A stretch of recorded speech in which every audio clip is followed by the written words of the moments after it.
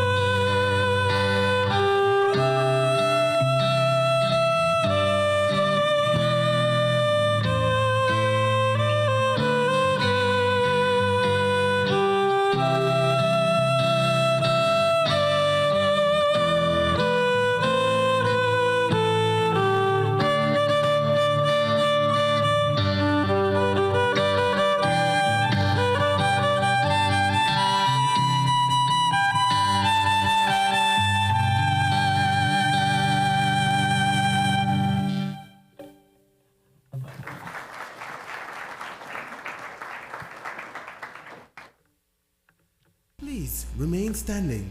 I now call Mr. Emmanuel Westby for the invocation.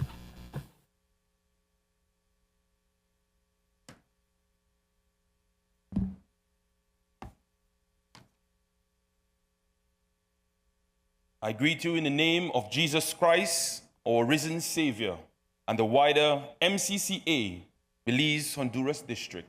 Let us pray. Dear Heavenly Father, who art in heaven, hallowed be your holy name. We thank you and adore you continually as you preserve and sustain us. You who has loved us with an everlasting love and given us the light of knowledge and of his glory in the face of Jesus Christ. We acknowledge you to be Lord. Inspire the Belize Social Security Board with love for you and the obedience to your will. Protect them from compromise and selfish desires. Endow the SSB with new vision, new charity, new brotherhood and sisterhood in unity among all stakeholders. Guide them with truth and justice. Grant peace to them that is preserved from all evil, and guide and strengthen it in its mission for Belize. We pray for the current and incoming CEO, the executive team, the management and staff, that they may be guided by your Holy Spirit and carry out their responsibilities with diligence and fidelity. Empower them to serve in sincerity and fairness. Break down every stronghold of depression, discouragement, sickness, administrative setbacks, and propel them to peaceful success. Bless the SSB Connect and give each presenter the courage to share, knowing that they have been chosen by you for this very moment to share what you will have to do. We pray for all members of the SSB Fund that they will all see the benefits and that they will all see the benefits. Protect and preserve the SSB Fund. All these things we ask in Jesus' most precious name. As our Father taught us, our Father, which art in heaven, hallowed be thy name. Give us this day our daily bread, and forgive us our trespasses, as we forgive them that trespass against us. And lead us not into temptation, but deliver us from evil. For thine is the kingdom, the power, and the glory, forever and ever. Amen.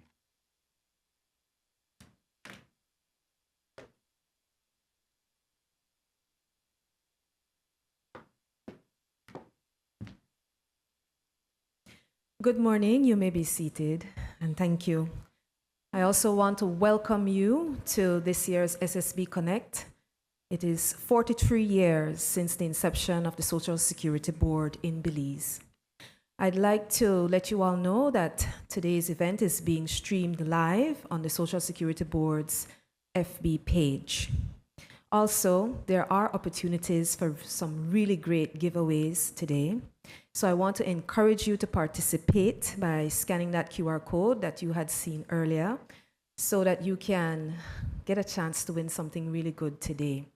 In addition to that, the team will be giving you a raffle ticket, and we have two types of giveaways that we will be doing today.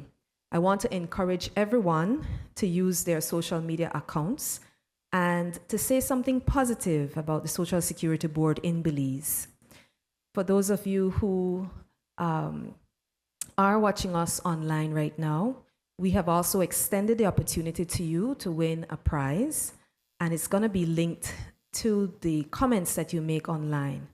For the second giveaway segment that we'll be doing, when we choose that raffle ticket, if you are the winner, we want to qualify that winning ticket with the evidence of something good that you've posted about the Social Security Board.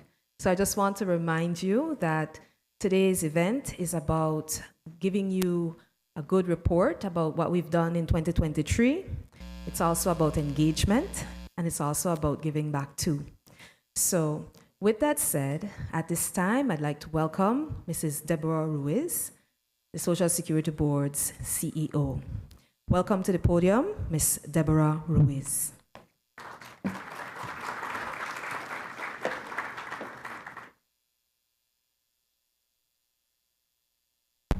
Good morning, ladies and gentlemen. On behalf of our Chairman of the Board of Directors, Mrs. Nigeli Sosa, Directors, Management, and staff of the Social Security Board, I extend a warm welcome to all of you at our annual SSB Connect. It is my pleasure to see all our esteemed stakeholders well presented here today.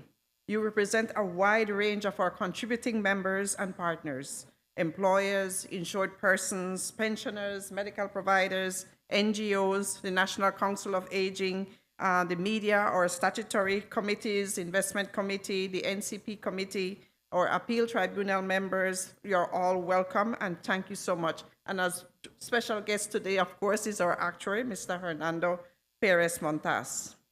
I would also like to extend a warm welcome to our tripartite partners represented on our board of directors, the Government of Belize, the Belize Chamber of Commerce and Industry, the National Trade Union Congress of Belize.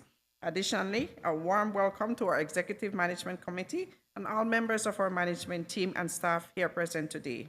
Your dedication and commitment have been instrumental in our achievements, and as the team will share with you today, so I will not go into those details here. Our focus, of course, is our performance for 2023, as Ms. Vanessa has indicated, and we will be engaging you through a panel discussion on adapting Social Security for a resilient and inclusive future, strategies and potential solutions. Welcome to our panelists who will participate. Your assistance today is vital to help stimulate conversation and awareness of interest on Social Security matters. For those joining us online via our live stream on social media, thank you for being part of this significant occasion. Your participation underscores the importance of transparency and inclusivity in our operations. I thank each of you for your willingness to share your valuable time and feedback with us. This event is pivotal as it ties into one of our key strategic pillars, being a trusted provider of social insurance services. By building strong partnerships with other organizations and enhancing public trust and reliability, we strengthen the very foundation of our mission to deliver an innovative, resilient, people-centered, and sustainable social insurance program that protects against certain vulnerabilities from the womb to the tomb, as we say, by our dedicated and trusted team. This year's SSB Connect is particularly special for me as it marks my last as an employee of the Social Security Board, having served 42 years. Throughout my tenure, I've had the privilege of serving in various capacities, from temporary clerk to CEO, each role enriching my experience and deepening my commitment to our mission. I'm immensely proud of what has been accomplished together and grateful for the unwavering support I have received from the chairman, the directors, colleagues, partners, and our stakeholders. Although there are many achievements that have given me pride during my tenure, there are certainly matters I wish had gone better, but such is life. As an organizational leader, one must take ownership for both shortcomings and successes. As I prepare to step down, I'm honored to introduce to you today the incoming CEO. I'm sure he's no stranger to many of you. He brings a wealth of experience and the opportunity for a fresh perspective to the Social Security organization. I am confident that under his leadership, with the support of the directors, the management and staff, and all of you stakeholders and partners, that the Social Security Board will continue to thrive and be resilient. He takes on the role of CEO on August 19, 2024. Please join me in a round of applause for Dr. Leroy Almendares and wishing him the best in this new chapter.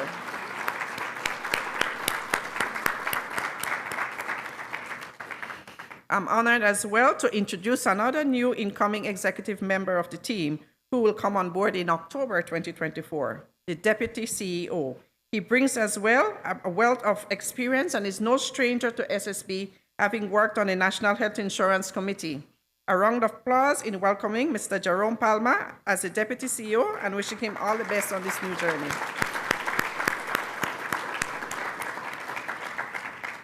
In closing, I encourage everyone to make the most of our time here today. Engage with one another, share insights, and contribute to the discussions. Our collective efforts are what drive our success and ensure that the Social Security Board remains dynamic and a trusted partner and remain in service to the people of Belize in perpetuity. I thank you.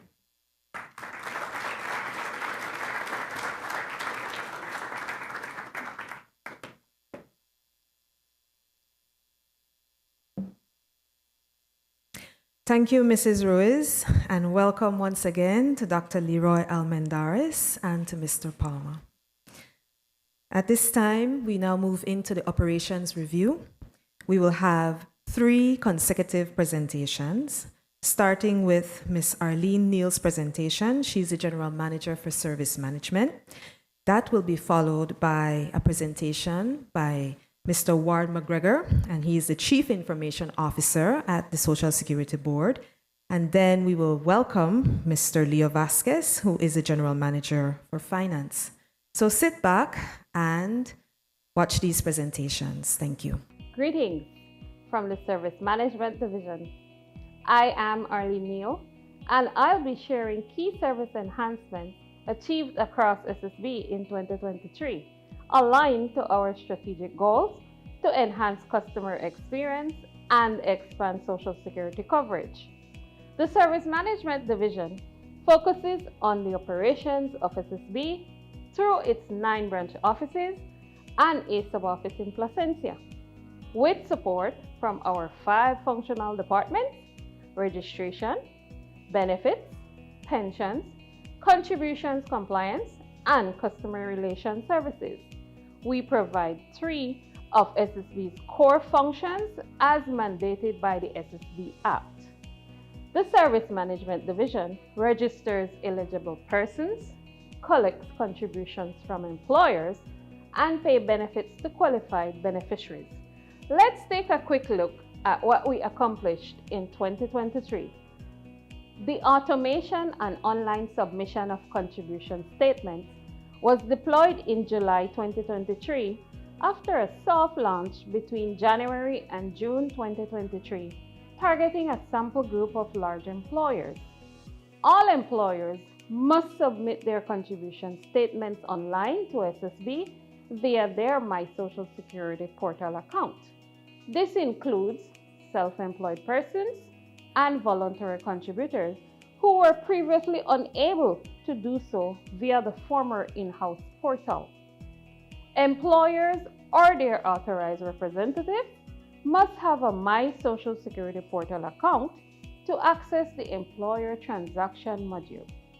This online service provides an employer with a view of their account balances and transactions with the SSB.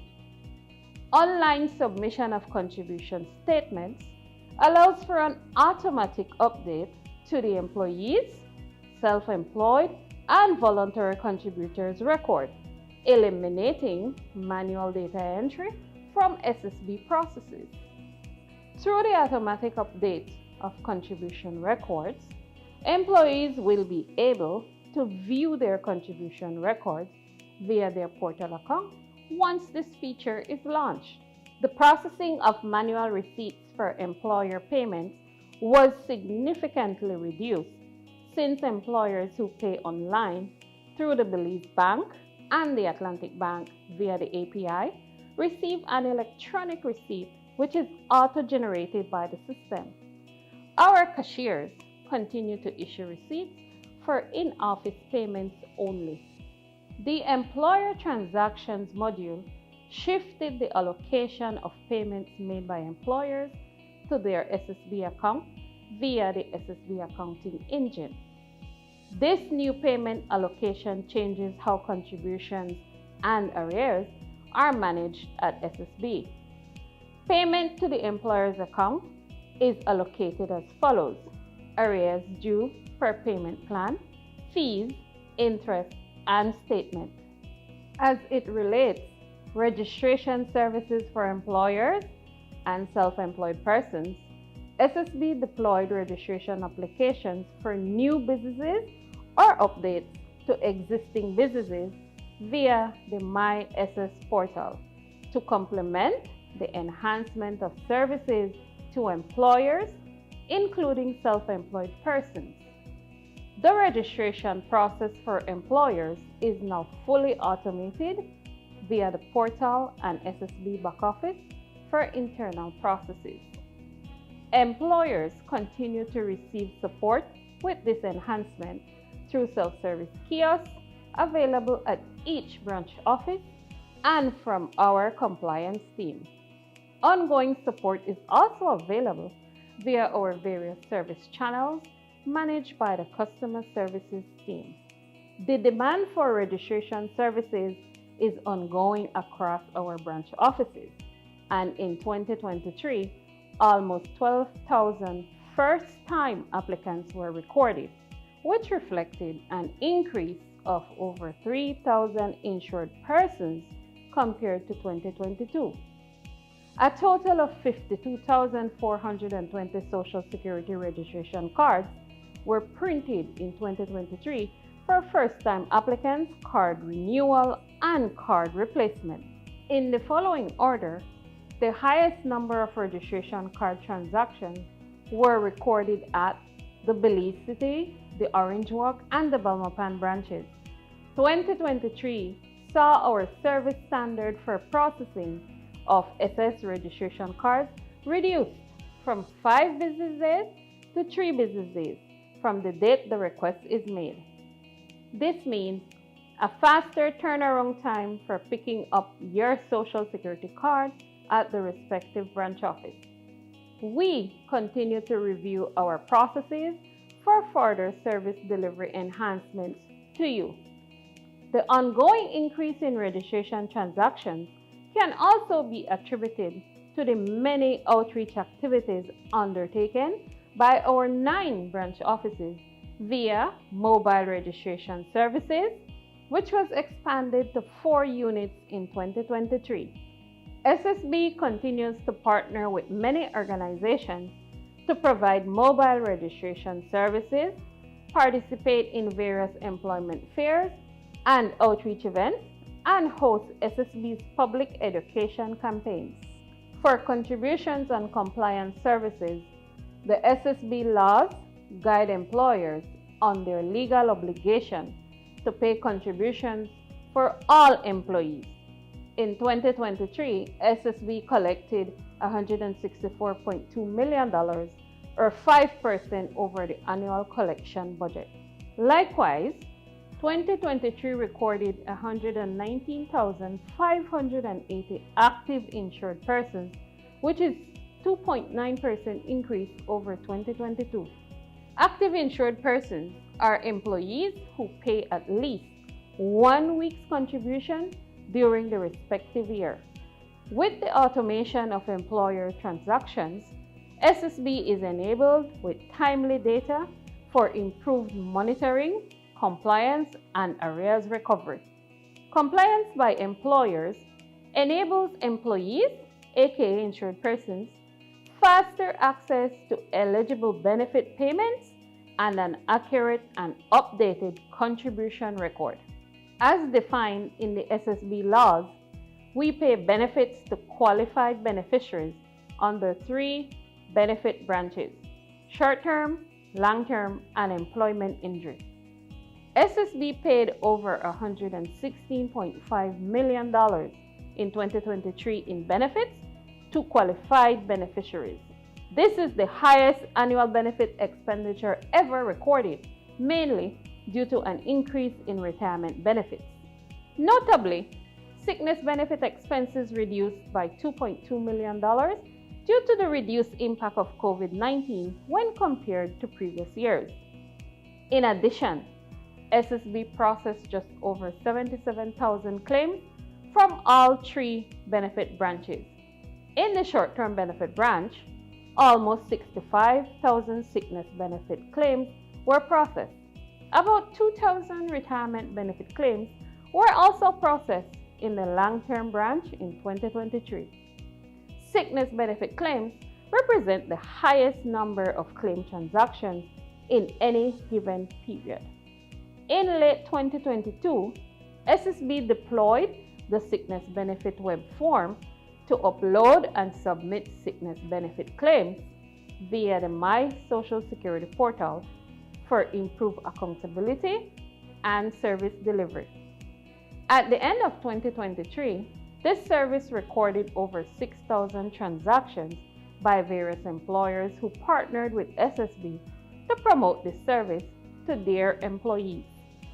Our staff also undertook several outreach activities for portal sign-up, which recorded an uptake and access to this service.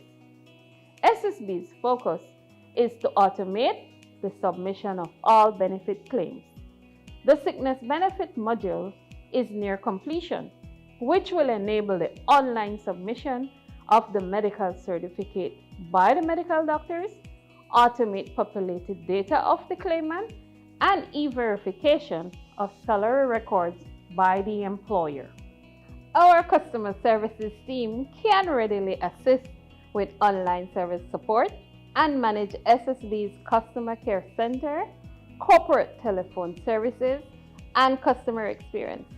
Customers can access our various service channels through WhatsApp, Facebook, Messenger, email, or telephone. This team is also responsible for activating My Social Security Portal account. Customers can contact our team to inquire about any SSB services.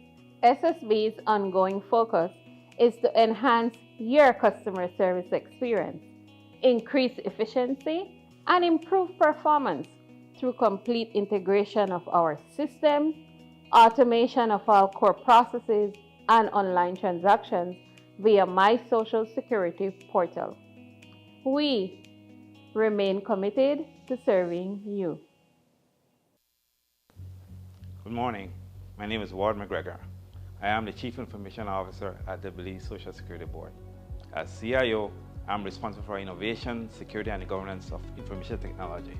Some of my responsibilities include setting objectives, strategies, and using information technology across the organization, selecting and implementing suitable technology to streamline all operations and to help optimize their strategic benefits, monitoring changes or advances in technology to discover ways that may benefit the organization, analyze information technology's costs, value, and risks to advise the organization and suggest appropriate action, guiding the organization using information technology to innovatively leverage its corporate data to gain valuable insights to inform and improve its business practices.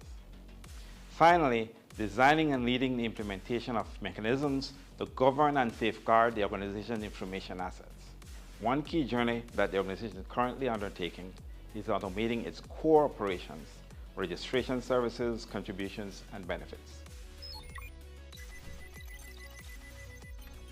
The Belize Social Security Board is moving towards service transformation, providing service delivery excellence for its core operations as its beneficiaries, employers, and business partners continue to increase yearly. The goals of accurately identifying each of these constituents, making timely and accurate payments and collections, and ascertain that the right benefit payment goes to the right beneficiary at the right time are key elements of SSB's mission and vision. The automation of its core business processes continues to be a key ingredient for increasing the quality of SSB service delivery. Automating these processes allows SSB to provide My Social Security Portal, which brings these services closer to our beneficiaries, employers, and medical providers.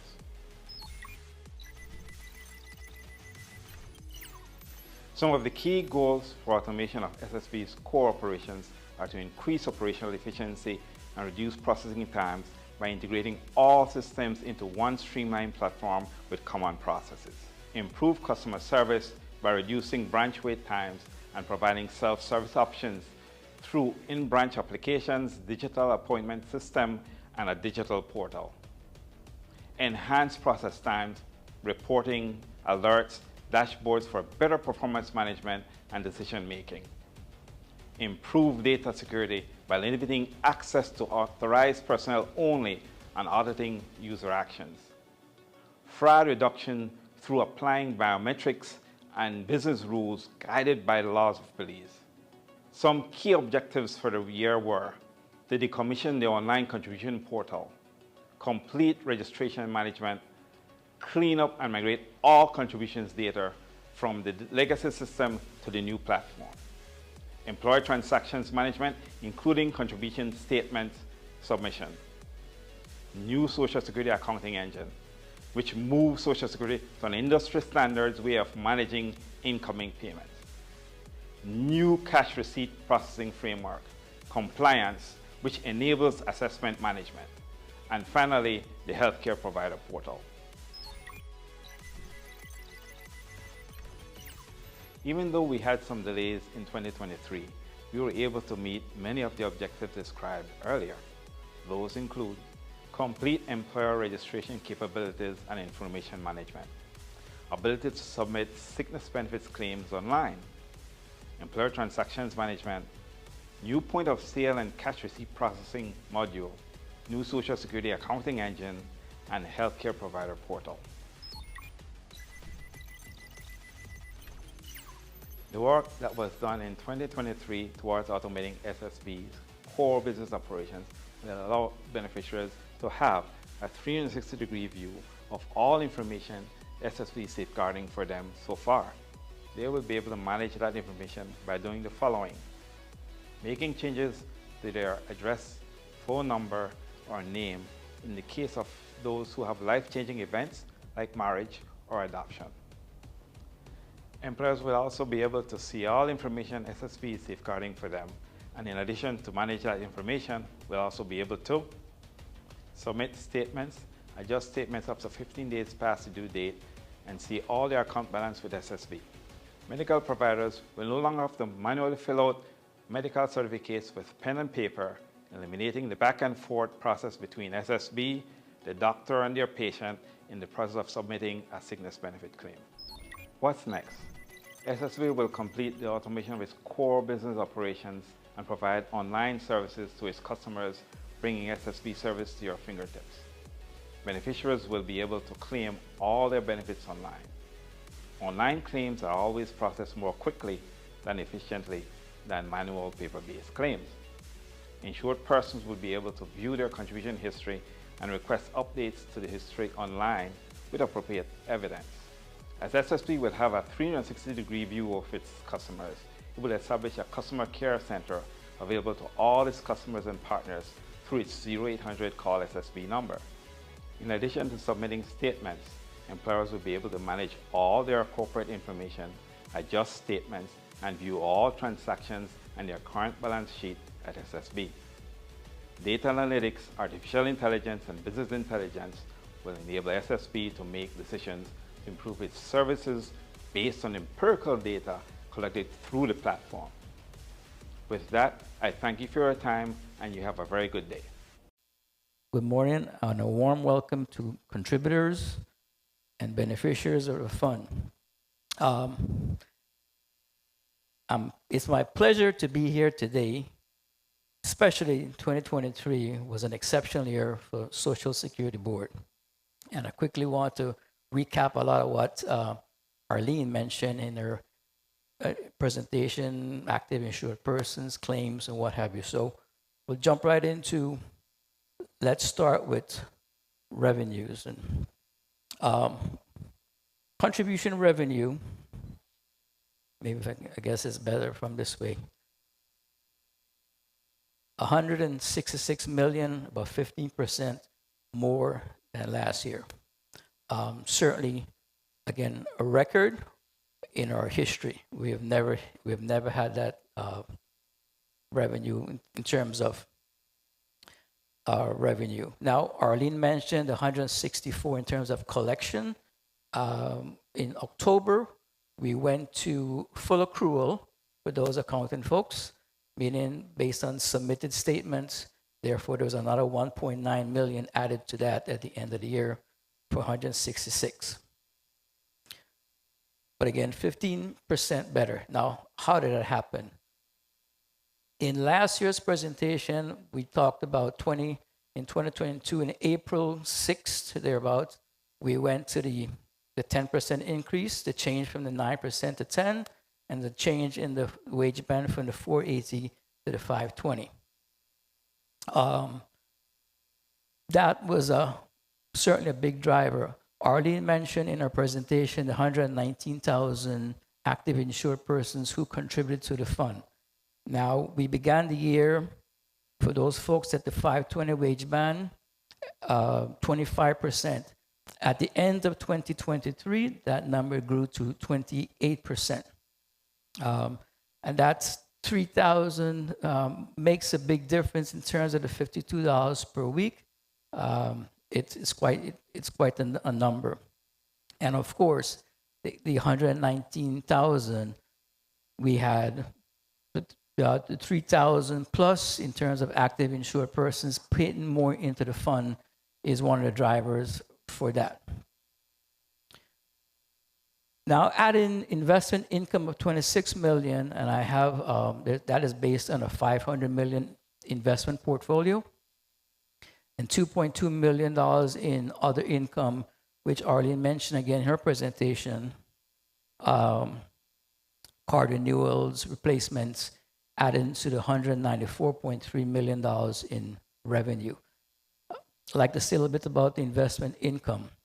So, and I have a slide on that for you. Say 500 million investments are in the BTL, BEL, for which we generated together $10 million. We have about $95 million in treasury notes. We generated at 6.2. We also did some BWS, BL debentures, adding another $1 million or so to income, plus investment loans.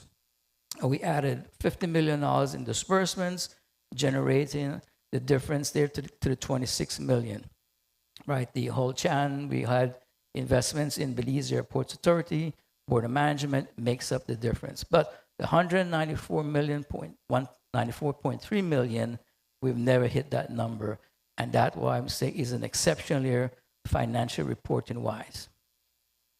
Again, benefit expenditures of 116.5, 100.7.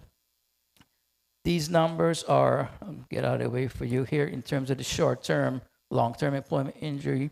The big drivers there, of course, being the retirement. Between retirement pension, retirement grants, we were at 69 million of that. We also have in the long-term branch, the survivors, pension and grants, also invalidity is another line item, together makes up the 88 million. That's a 7% increase over last year, but one of the reasons why we exist is for the financial protection. And so we were happy to report. So even though we made revenue of 166 a record, we also, as Arlene mentioned, the 16.7 in terms of benefits is also a record. Now, there is a cost to administering and managing the fund, and hence the 23.4, and even when you add depreciation expenses, the accepted benchmark is 15%. And I must say, again, one of the things we're happy about is for a long time, we were able to maintain that 15% ESA standard. Again, so revenues are good, and the 1.5 or 15% of contributions is also good. And I forgot to mention about the benefit expenditures. Clear, that is 70, when you look at the 116, is 70% of our funds are used to pay the benefits.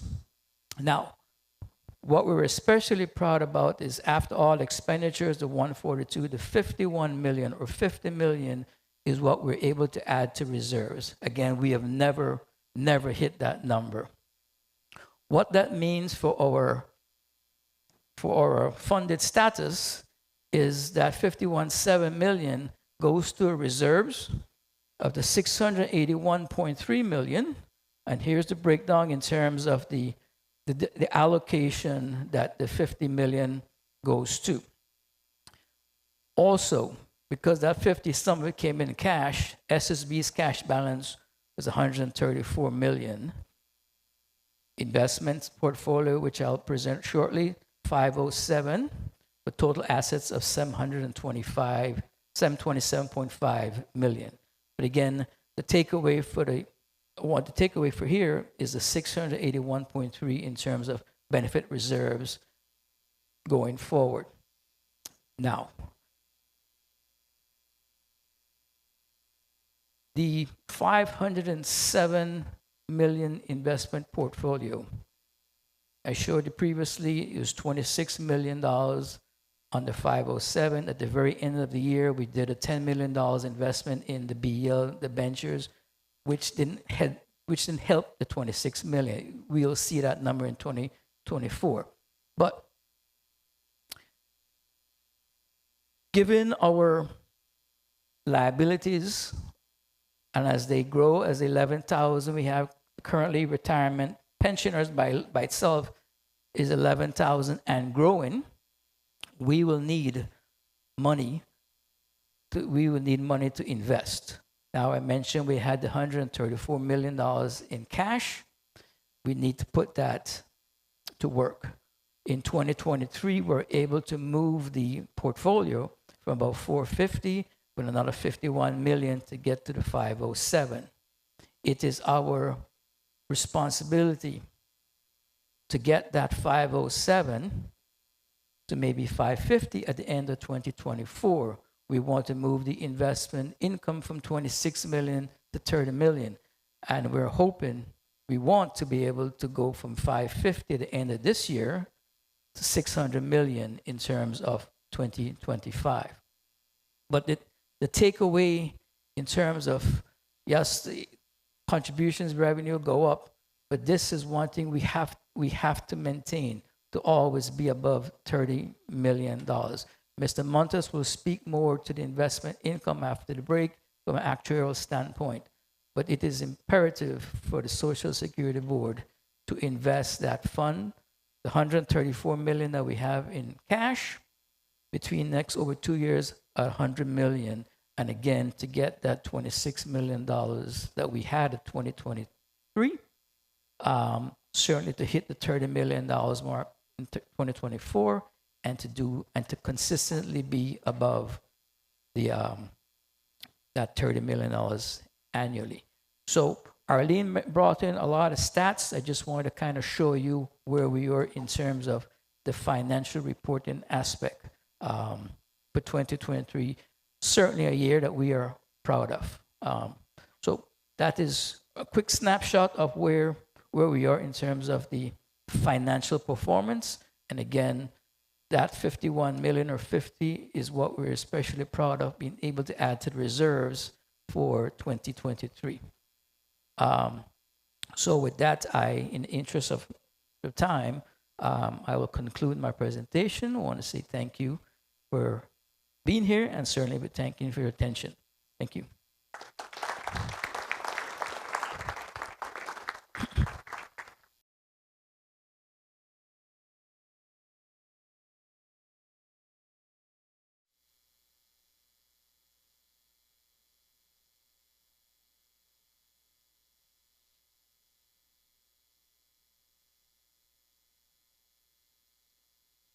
Have to go ahead. So now I can read that question. All right. So which of the options below accurately detail the core functions of Social Security? A, contribution, pension, employer services. Or B, registration, contribution, benefits, investments. Or C, actuarial services, digital transformation, and registration. Okay? So you have 1 minute to put in your answer, and we will announce the winner shortly.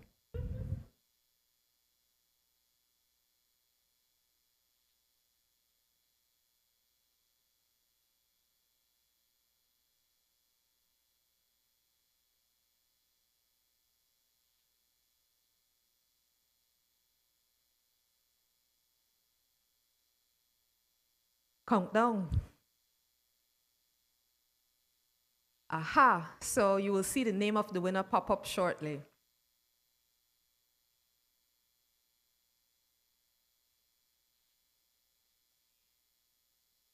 There you go. Miss Jocelyn Williams, she is the winner. Excellent. Hey, there you go. Can you come up, Miss Williams? Can you come up, and we have a gift for you? Okay. She has won a Logic smartphone. Yes. Lovely, right? So let's get a picture opportunity.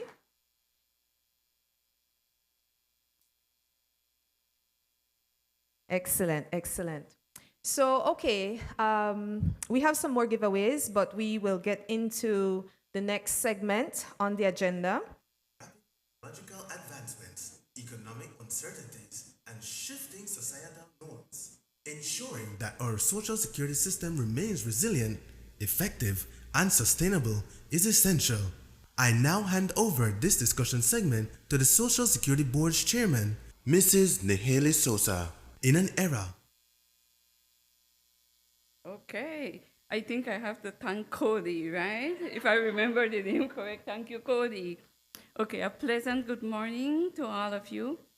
It warms my heart to know that you have considered this occasion to be important enough for you to be here. The objective of this panel discussion is to stimulate awareness on issues relating to social security. Oftentimes, when we hear social security, it is a lot of bad comments that you hear without recognizing the importance that the institution plays. So it's one bad decision, and that takes you, 20, 30, 40 years to clean up. But it is what it is. We're here to actually begin to bring the awareness and ask for your engagement in this session. The topic that we will be discussing today is adapting social security for a resilient and inclusive future, strategies and solutions. Grounded on principles that promote social justice, universality, and inclusiveness, social security systems play a vital role in providing income security and in enhancing the well-being and livelihoods of our population. In an era marked by rapid technological advancements, economic uncertainties, and shifting societal norms, the need for a robust and adaptable social security system is more critical now than ever before. Social security plays a pivotal role in safeguarding the well-being of individuals and in combating poverty and inequality. Since its establishment in 1981, the Social Security Board, through continuous dialogue and tripartite collaboration, has made significant strides in expanding coverage, increasing benefits, and investing the reserves of the fund. We recognize, however, that there is more that can be done. As we navigate new challenges, such as extreme shock events and evolving global dynamics, it is essential to revisit and enhance our strategies to ensure that our social security system remains resilient, effective, and sustainable. The panel discussion will delve into the innovative solutions and strategies that are necessary to adapt social security for a resilient and inclusive future and for strengthening this system's capacity to meet emerging challenges. It is my pleasure to introduce our speaker for today, Ms. Leticia Vega. She is the General Manager of Policy, Research, and Actuarial Services, yes, of the Social Security Board. Welcome, Letty.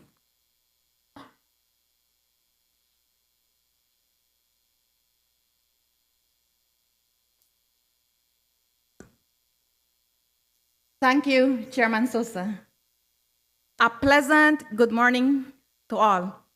I am very grateful for this opportunity to create awareness in this year's SSB Connect on the topic, Adapting Social Security for a Resilient and Inclusive Future.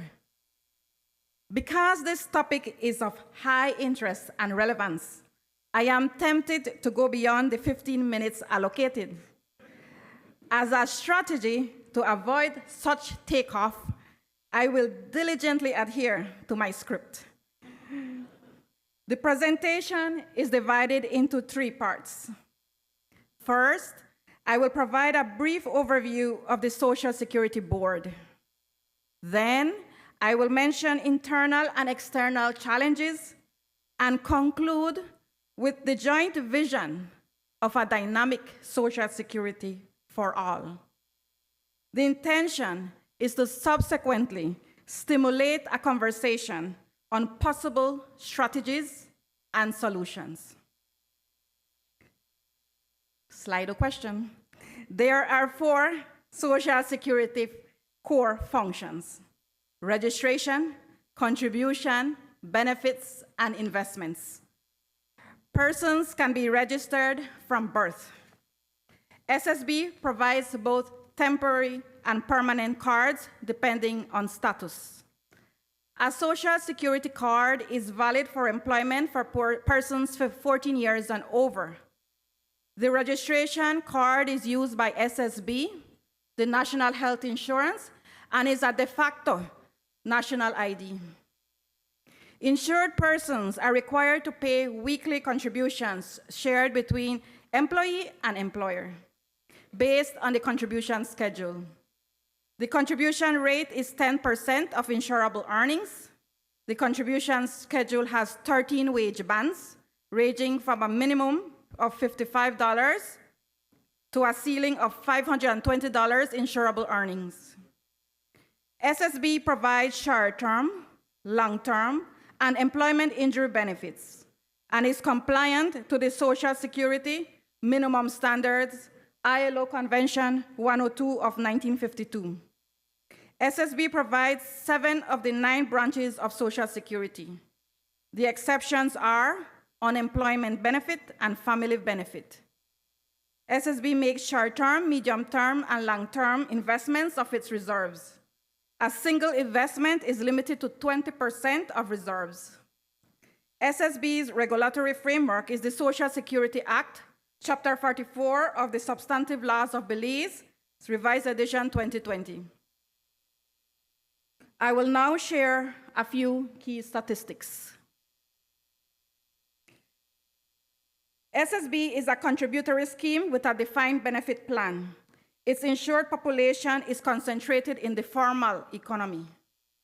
4 of every 10 persons in the working age population in Belize are covered with Social Security.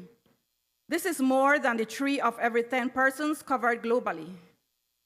There were 119,577 active insured persons in 2023. This represents 6 of every 10 persons in the labor force. As of July 2024, there were 11,137 retirement contributory pensioners and 735 non-contributory pensioners. The reduction in non-contributory pensioners is due to cost constraints measures in place. SSB has a pay-as-you-go financing system with long-term benefits using scaled premium financing. Contributory pensions range from a minimum of $47 to a maximum of $312 per week. In 2023, SSB's asset base stood at $727.5 million, and its investment portfolio was $507 million. Reserves are 10.7% of GDP. SSB faces internal challenges, as does other Social Security institutions globally. A few of these are implementation of Social Security agreements. This includes international and national agreements such as Social Security as a human right, ILO conventions and recommendations related to Social Security, the Sustainable Development Goals, and the CARICOM Agreement on Social Security, allowing for the portability of long-term benefits. Staff recruitment, skills and development, investment and actuarial assessment, strengthening institutional resilience to face crisis, establishing and implementing processes for coverage extension, ensuring good governance, integrity, and compliance, reducing operational costs of administration, responding to client public expectations and improving service quality, communicating and building trust in Social Security and other institutions, and managing innovation, digital transformation, and AI content. We are also not exempt from external challenges. These are wide income disparity and other inequalities, strengthening Social Security's role in supporting employability and labor market participation, financing of Social Security and sustainability, adequacy of benefits, gaps in Social Security coverage, aging population, climate change and the green transformation, labor market change and development of new forms of work, and changing and more diverse structures. Do you know informality, inequalities in the labor market, and changes in employment patterns mean that people reach retirement age without having access or with limited access to an adequate contributory pension or retirement savings. SSB was established on June 1st, 1981, and is now 43 years. As the scheme matures, the contributory pension coverage of the elderly is increasing at a much higher rate than the Social Security coverage of the working age population. In fact, the proportion of the working age population contributing to the scheme is declining. In 2001, the population of the Americas was a society of young adults. It is expected that in 2052, it will change to older adults. That is, persons 60 years and over will surpass in number all other age groups. In Belize, the population structure is slowly aging. In 2010, there were 15 people between 15 to 64 years to every one person 65 years and over. This ratio is declining and is projected to be 12 to 1 in 2 years' time. Total fertility rate is declining and is now at 1.87 births per woman based on the 2022 census. Life expectancy is increasing and is 73.7 years, 76.6 years for females, and 71.1 years for males. Net positive migration is 2.7 per 1,000 population. The financial sustainability of the fund is closely monitored. By the end of this decade, the total revenue is projected to be equal to total expenditure.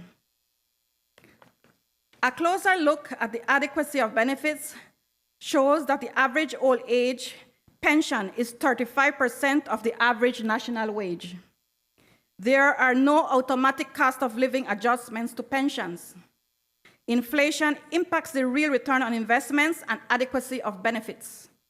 There was a 1.1% real rate of return in investments in 2023.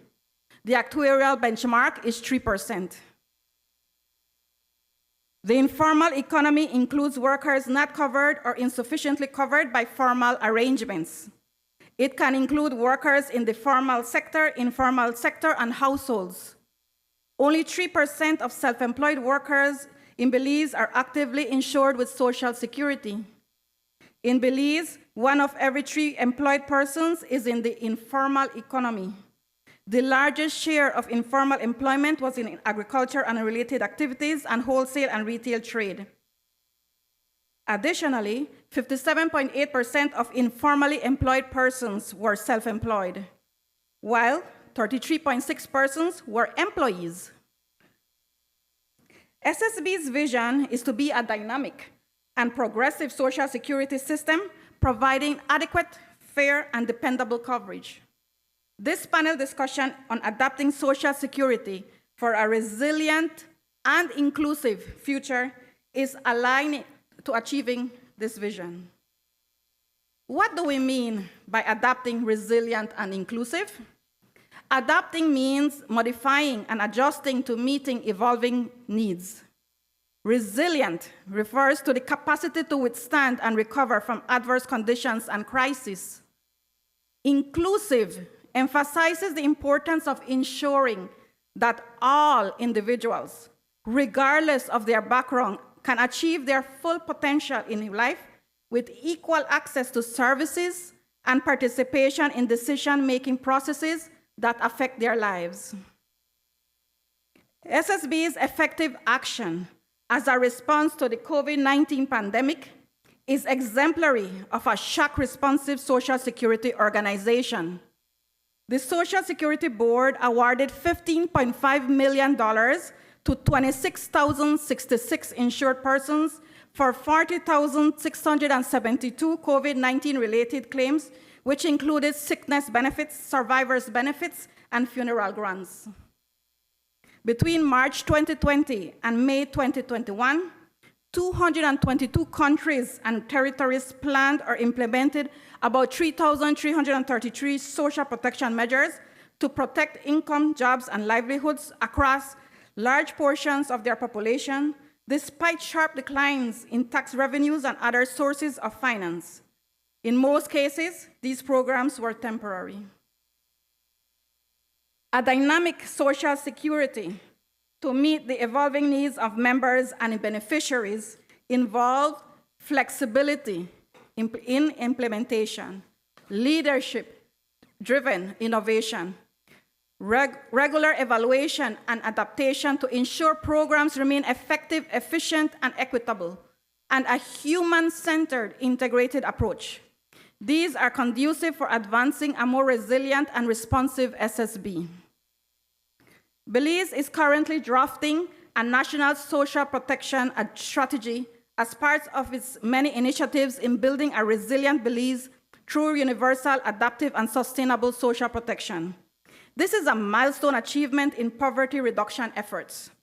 Having social protection for all, inclusive of a social protection floor, can be guaranteed through different means. There is no one-size-fits-all. SSB is the main provider of social protection in Belize in the form of mandatory social insurance. SSB plays a critical role in realizing the national social protection agenda. There are multiple responses to multiple challenges. SSB guarantees social insurance during the different stages in life. In addition to social insurance, there are also other social protection programs such as social assistance programs, social services, and active labor market policies. Government of Belize leads these. The elderly, for example, can receive social protection through many types of social protection programs: social pensions, contributory pensions, survivor and death benefits, food stamps, utilities subsidies, transport subsidies, active aging services, and social and long-term care services. The key takeaways of these presentations are: SSB faces internal and external challenges impacting its sustainability, coverage, and adequacy of benefits. A dynamic SSB is required to be adaptable and meet evolving needs of current and future members. There is no one-size-fits-all. There can be multiple responses to multiple challenges. For more information, please feel free to contact us through any of our various communication channels. Thank you for your kind attention. I want to acknowledge the main sources of data and information used in this presentation. These are Social Security Board, the Statistical Institute of Belize, the International Social Security Association, the International Labor Organization, World Bank, and the Inter-American Conference on Social Security. Thank you.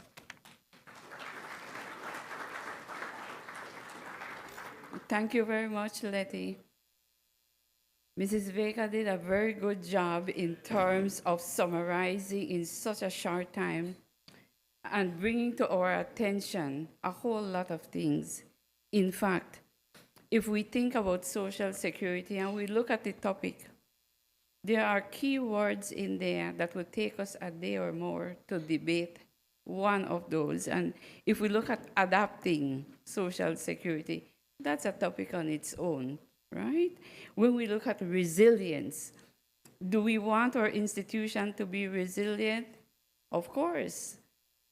Resilience is for the benefit of all. And I want to say all because it's not only those who are currently the IPs, it's for those who are not.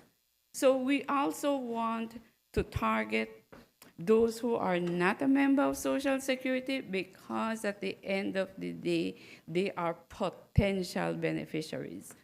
They might not recognize it now. And sometimes we don't realize until that day when we need. Maybe we are close to retirement and then we realize, man, if I had only paid, I could have, you know. I'm not paying and I get ill. Man, if I was paying, I could have. So these are also the vulnerable groups that we want to target. When we look at inclusiveness, right?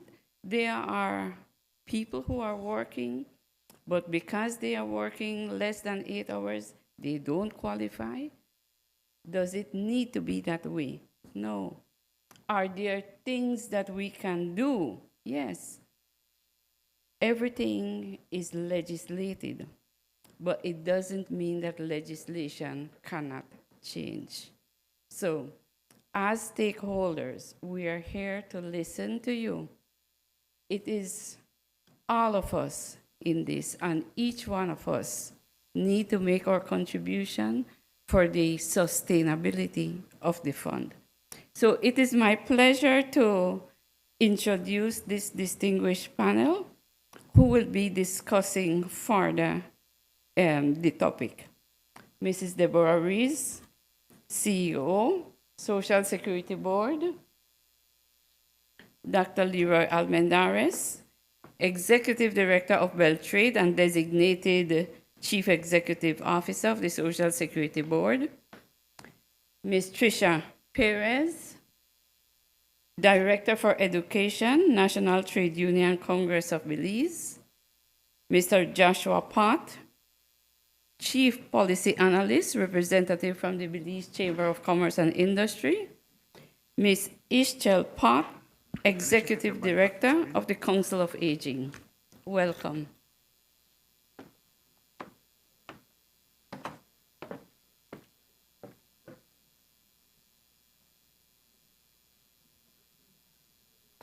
So to start our discussion, we want to hear from the panel their views on how it is that we can enhance the resilience of our social security system to ensure that it meets the needs of the most vulnerable population.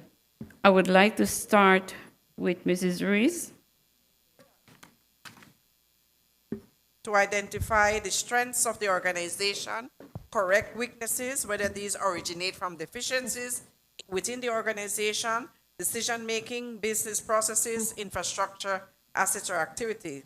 As well, our members need to know and understand what they are making payments for and how to access these services. The focus, therefore, should be in ensuring communication happens. I think this forum is a start to that. This enhances knowledge, understanding, and builds trust in all social security system, which is crucial, particularly as Letty has highlighted among the self-employed and informal workers. Simplifying the process of applying for and receiving benefits will help reduce barriers to access. For program offerings, the Social Security has to build the confidence of the informal sector and ensure that they benefit from the Social Security program.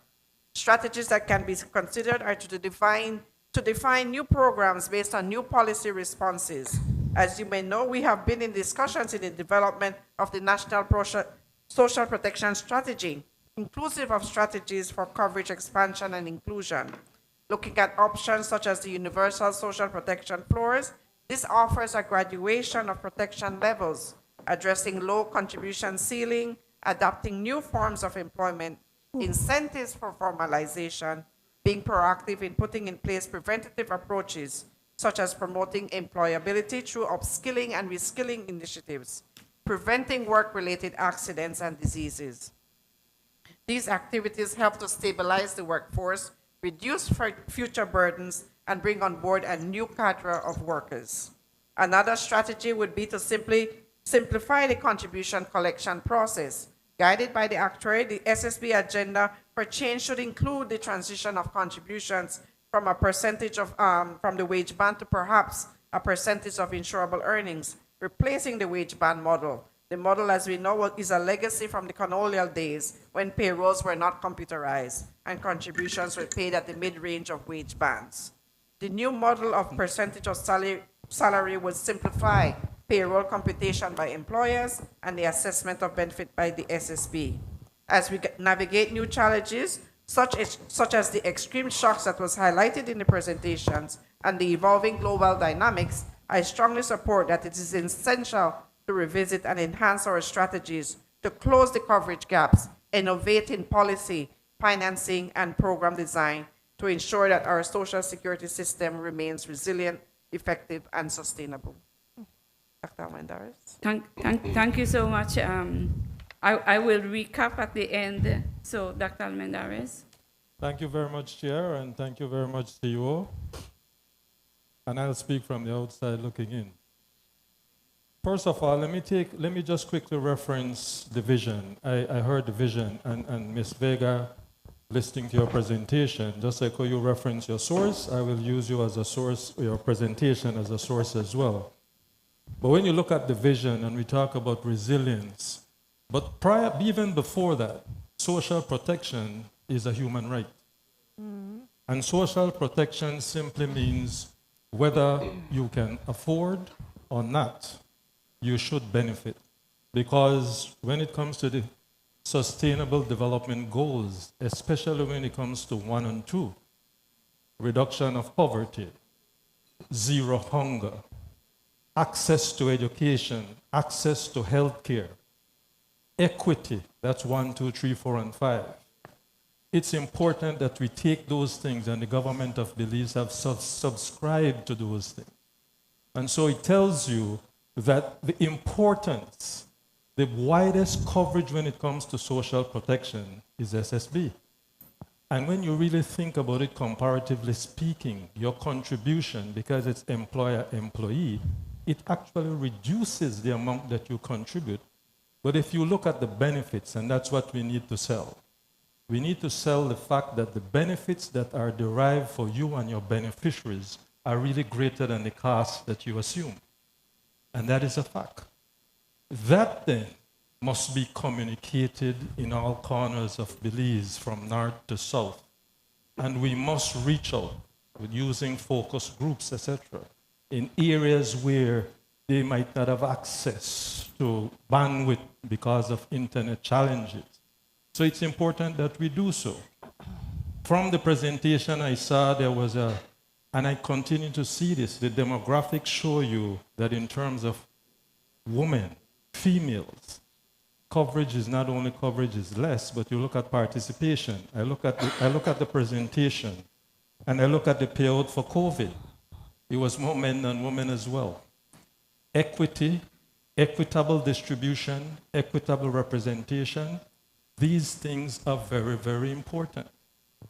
And the long-term sustainability, and I will reference this. I read somewhere where the child, a young child, a grandchild said, "Ancestor, I am grateful to you because when I got to the age of maturity to participate in the labor force, Social Security could still cover me." And that's important. And so when you really look at it, we must ensure strategic alliances, partnerships, like the individuals who are sitting around this table. We cannot do it alone.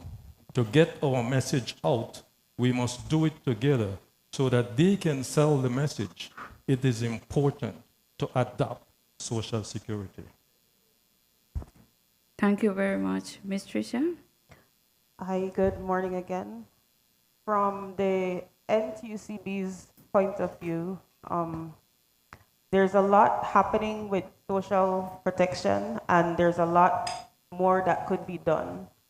The more vulnerable groups was something that was pointed out that we need to identify, and the focus that I got back from the members were the young people, the women, the elderly, and of course we have the migrants as well.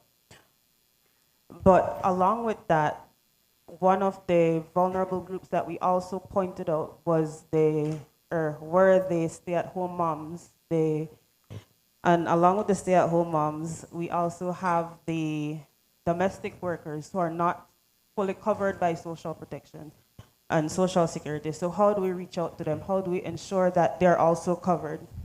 Some of the ideas that came up from NTUCB were to increase the financing, but where do we get those finances from? And also to ensure that there's transparency in how we do what we do. There's a lot more that can be said in terms of reaching out to our vulnerable population in Belize, but it's a group effort, a community effort, and as much effort as we have made over the past few years, we can do a lot more.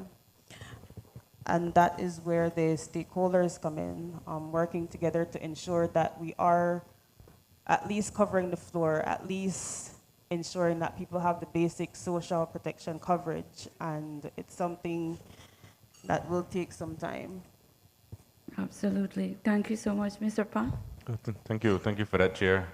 Words like resilience and adaptability, I think, will characterize this decade and decades in the future. Because over the past few years, we've experienced exogenous shocks that really tested the resilience and the adaptability of institutions all across this country. And one area that we've found that facilitates the building of the resilience or the adaptability is in the area of digitization, embarking on this digital transformation. And if you're paying keen attention to the presentations that preceded this panel discussion, you would realize that the SSB is well on its way and is actively a part of that digital transformation. Things like the use of AI in this meeting, the My SSB, all of these advancements are not only encouraged by the business community, because it makes it easier for us to interact with these processes, makes it easier for employers to make the necessary payments, file the necessary information, also for the beneficiaries to get access to their benefits. But this digital transformation, of course, comes with some complexities, with some difficulties.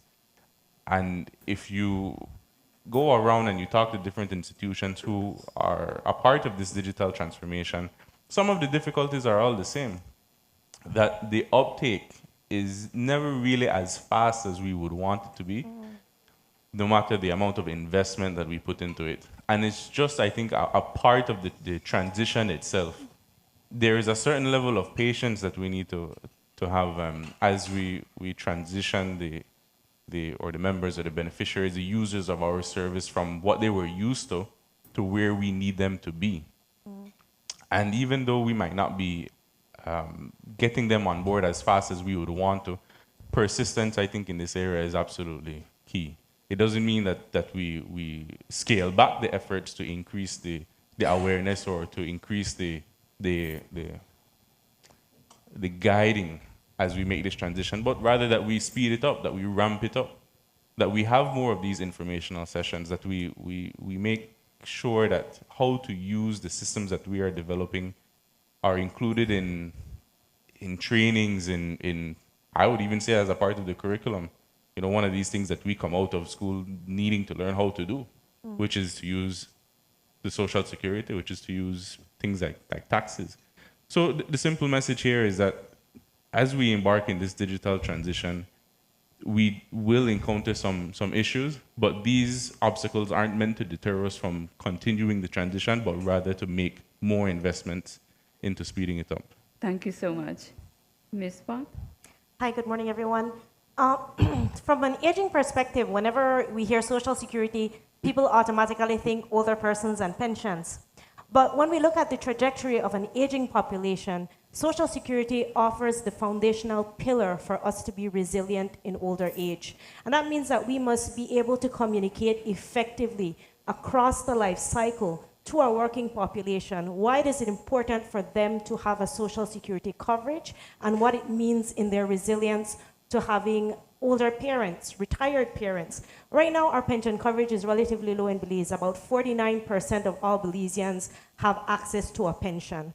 That means that we are facing a challenge in our working population where we have a sandwich we're having Belizeans who are financially responsible for school-age children and aging parents simultaneously. So this is the appropriate time to be talking to our working population about investing in pensions, about preparing for retirement, and where the benefit of a social security system actually builds resilience in our population.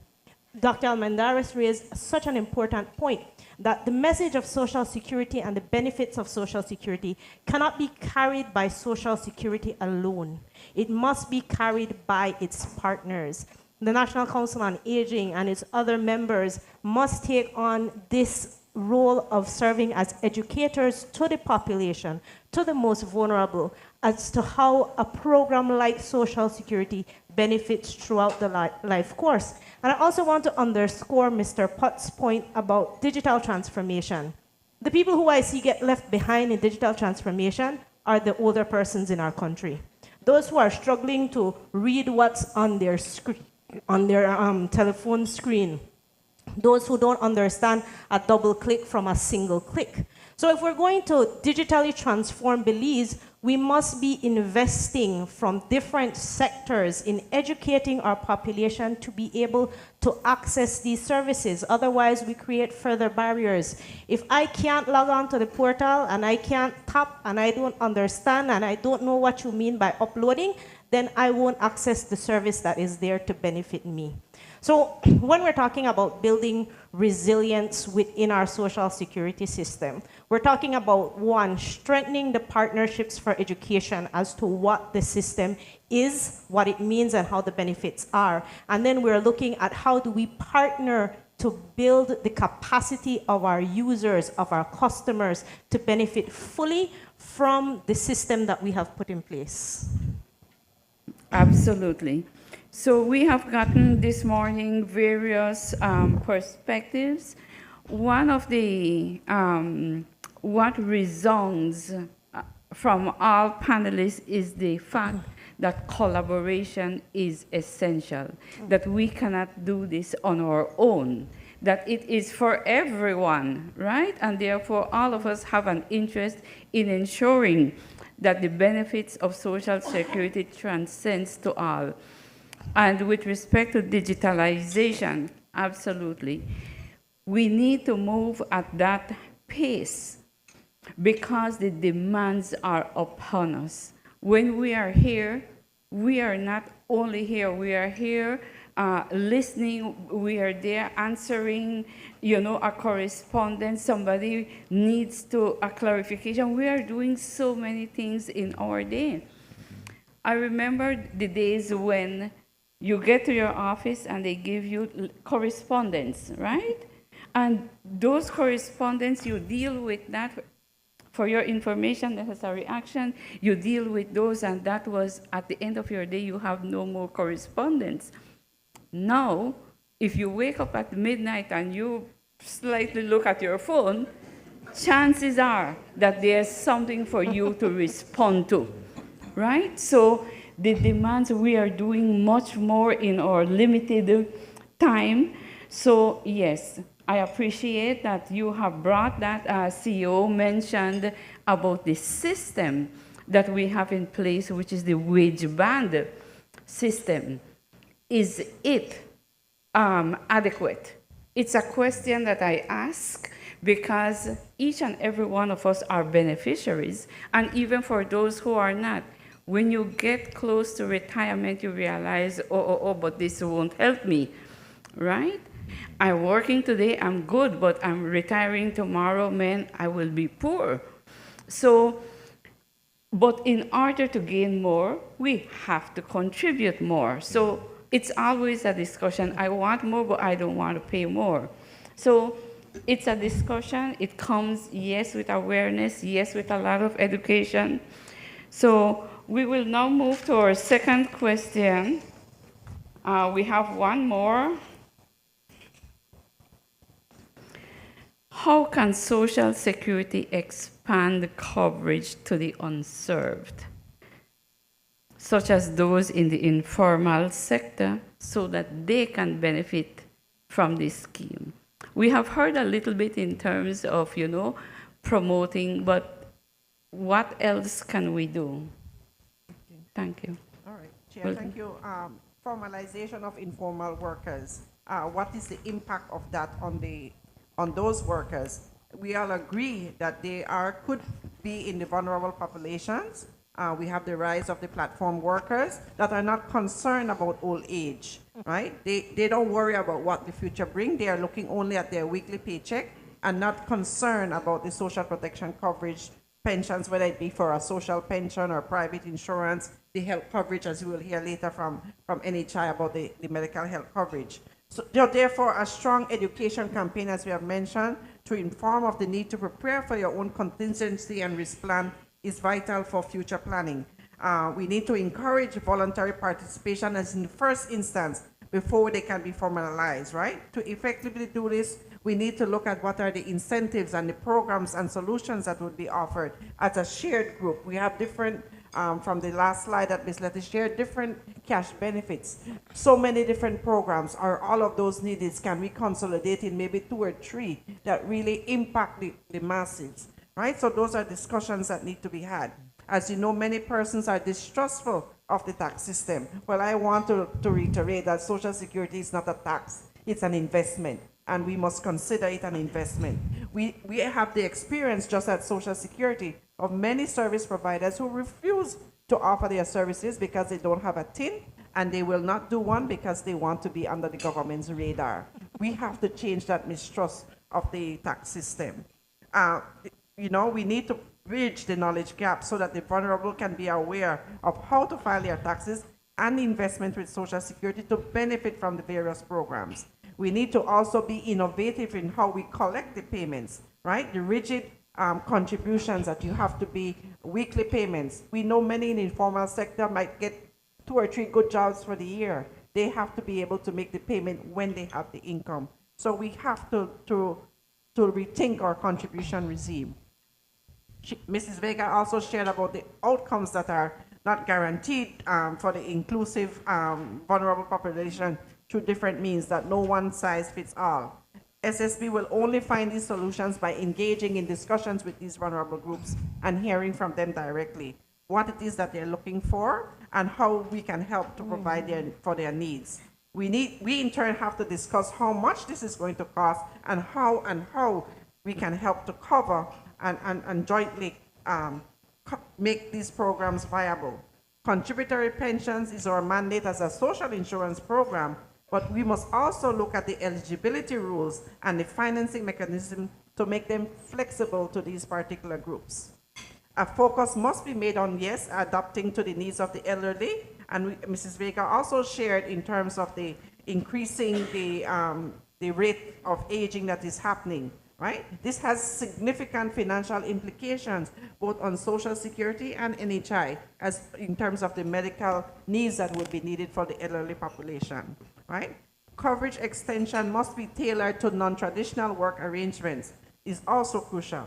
Improving the public understanding of available benefits, how to access them, as we heard from Ishel about how the elderly needs to adapt to the digital transformation that is happening, right? So to sum up, key strategies are consultations to understand what is needed, information efforts to share what is available, how we communicate how Social Security works, how to access services and benefits, being helpful as we transition to digital platforms, and flexibility in contribution payments would be the priorities to address the needs of the unserved. Thank you. Dr. Almendarez? Thank you very much, CEO, and thank you very much, Chair. Let me just start by saying this. Any leakage from my income becomes a challenge. And so for me to pay Social Security, that's an expense that I did not want to undertake, and I reference that in the sense of informality, since we're talking about informality. But let me give a quick example of how we address or currently address informality, because you mentioned the tax system. Formality and taxation seem to be an equation, or formality equal taxation seems to be an equation for the informal sector. And so it took us a lot of consultation. I'm talking currently with what we have in place, through Beltrade. And so one of the things we ended up with was not a moratorium, but actually a situation where if you register now, as a matter of fact, up to October 31st of this year, you get a 1-year business tax exemption. That's an exemption which is equal to an additional benefit. And the other thing is, if the tax people are in the room, you cannot be taxed retroactively. And that is something that is legislated, as a matter of fact. And so what we have had is far more uptake in terms of formalization, which includes SSB. Another thing that has happened is that we have actually been working, we have something at this current time called a National MSME Roadshow. It's a caravan that is moving across the country. We started from Orange Walk, we went to Corozal, we went to Toledo, we were in Benque. Next week we go to San Pedro and then Kikaka, and then we hit the south. For them to come to us is costly. Think about a micro. There's a redefinition of what is a micro, small, and medium in line with the World Bank. But think about a micro that is less than that lower limit of 200,000, but these are redefinitions. So we refer to them as micro. If they were to take a day's pay to come to us, that is quite expensive. That's a leakage for them. And how do they make that up? They can't increase their prices because of pure competition. And so it's really a case now where we're going to them. And SSB, I must say credit to SSB, they have been present at each one of these locations because I've seen them. And so that interaction, and there has been an uptake. Now you understand. And I always believe, that's why I don't do cost-benefit analysis, I do benefit-cost analysis. I sell you the benefit, and you don't even realize that the cost then becomes immaterial because the benefits far exceed. And so these are some of the things that we have actually been doing. The other thing I must say, which is also an inducement for economic incentives that are being provided, is 20% of government's total procurement in any fiscal year must come from within that sector. And so it means then that you stimulate the informal to be formalized, you register, but you get your tin and all of that. But think about the fact that what you produce, because we're also selling by Belizean, what you produce can actually be consumed by the government. And so these are some of the things again. And as I said, the road show, we have on this first day, we actually go through capacity building. For you to participate in social security benefits, social assistance is important. Capacity building allows you to compete. So that is important. And on that second day is our formalization where you meet tax and everybody else. So instead of running away from the taxman, you're running more into them because you understand that, some of these things. And the third day, you bring about the products, the things that you produce. So your participation actually increases without increasing your costs. And these are the things we have to look at. Thank you. Thank you. Ms. Perez? So just 3 things. The first is incentives. If we're to bring in the informal sector, we need to give them some incentives to come in to ensure that there's a win-win for both. The second, again, the digital skills. We have a lot of people who want to work, who want to be employed within the current digital, continuously transforming job world, but they don't have the necessary skills in order to get that job, in order to be self-sufficient with their own income.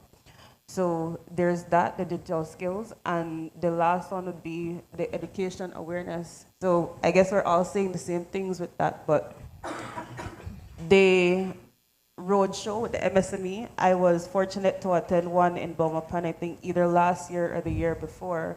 And what I liked with that was that they had SSB there, they had Belize, BCCAR there, and they had these different organizations who give you the necessary tools, that information in order to grow your business and in order to ensure that you're in line with the laws of Belize. So these education campaigns are also very helpful for the informal sector.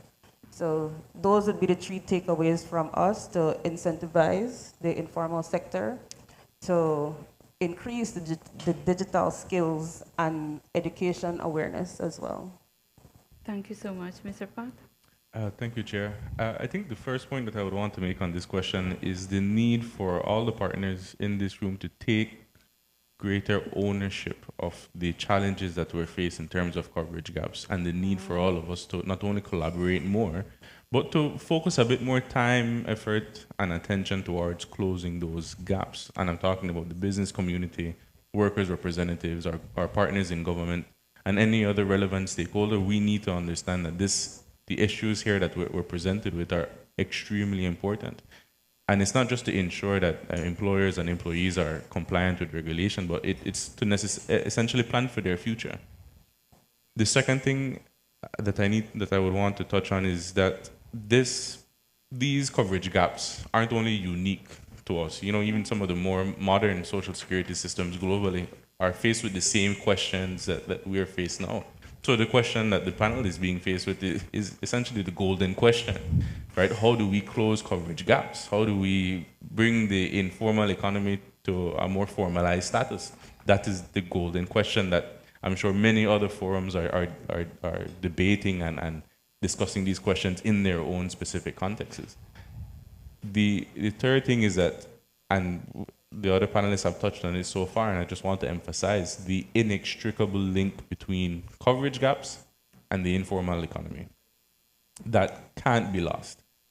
So much so that even ICE identifies that closing coverage gaps is linked to transitioning the informal economy to more formalized. And I think that presents an opportunity for stakeholders like the workers' representative, the business community, and SSB to collaborate a bit more on these formalization campaigns. Dr. Almendarez put it very clearly that there is an ongoing program to help facilitate it. I think that's a very crucial step in the campaign and the strategy that we need to take on, but it's not going to be the only way. It's not going to be the panacea to our informality issues, and it has to be a part of an ongoing campaign.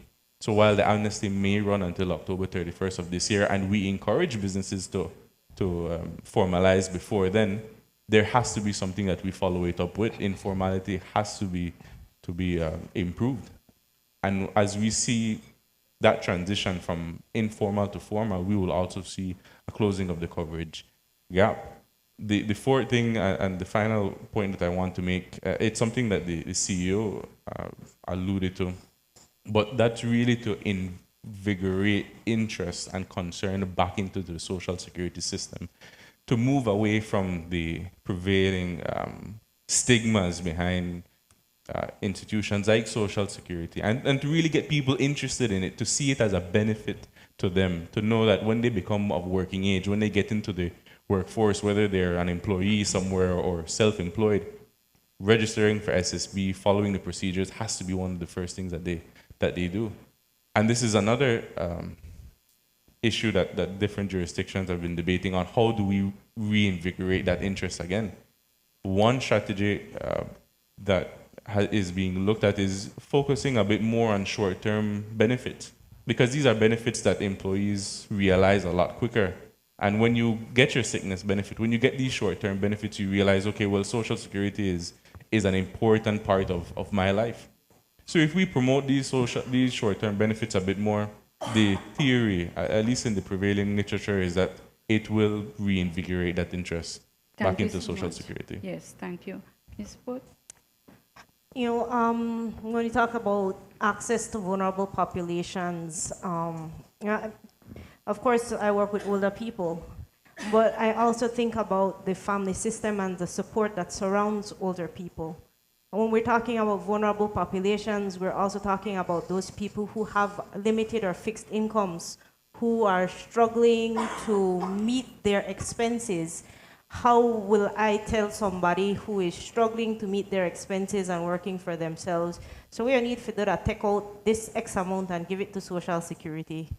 Because that's, you know, I like when Ms. Louise said invest. It sounds so much better. So there is definitely a package that must come around when we're talking to vulnerable populations and persons who are within the margin of almost being considered poor. Because these are the people who need that long-term coverage. These are the ones who are looking at facing a cycle of being continuously challenged.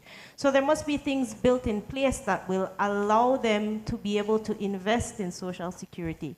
I also think about the types of services and packages that you can access through Social Security.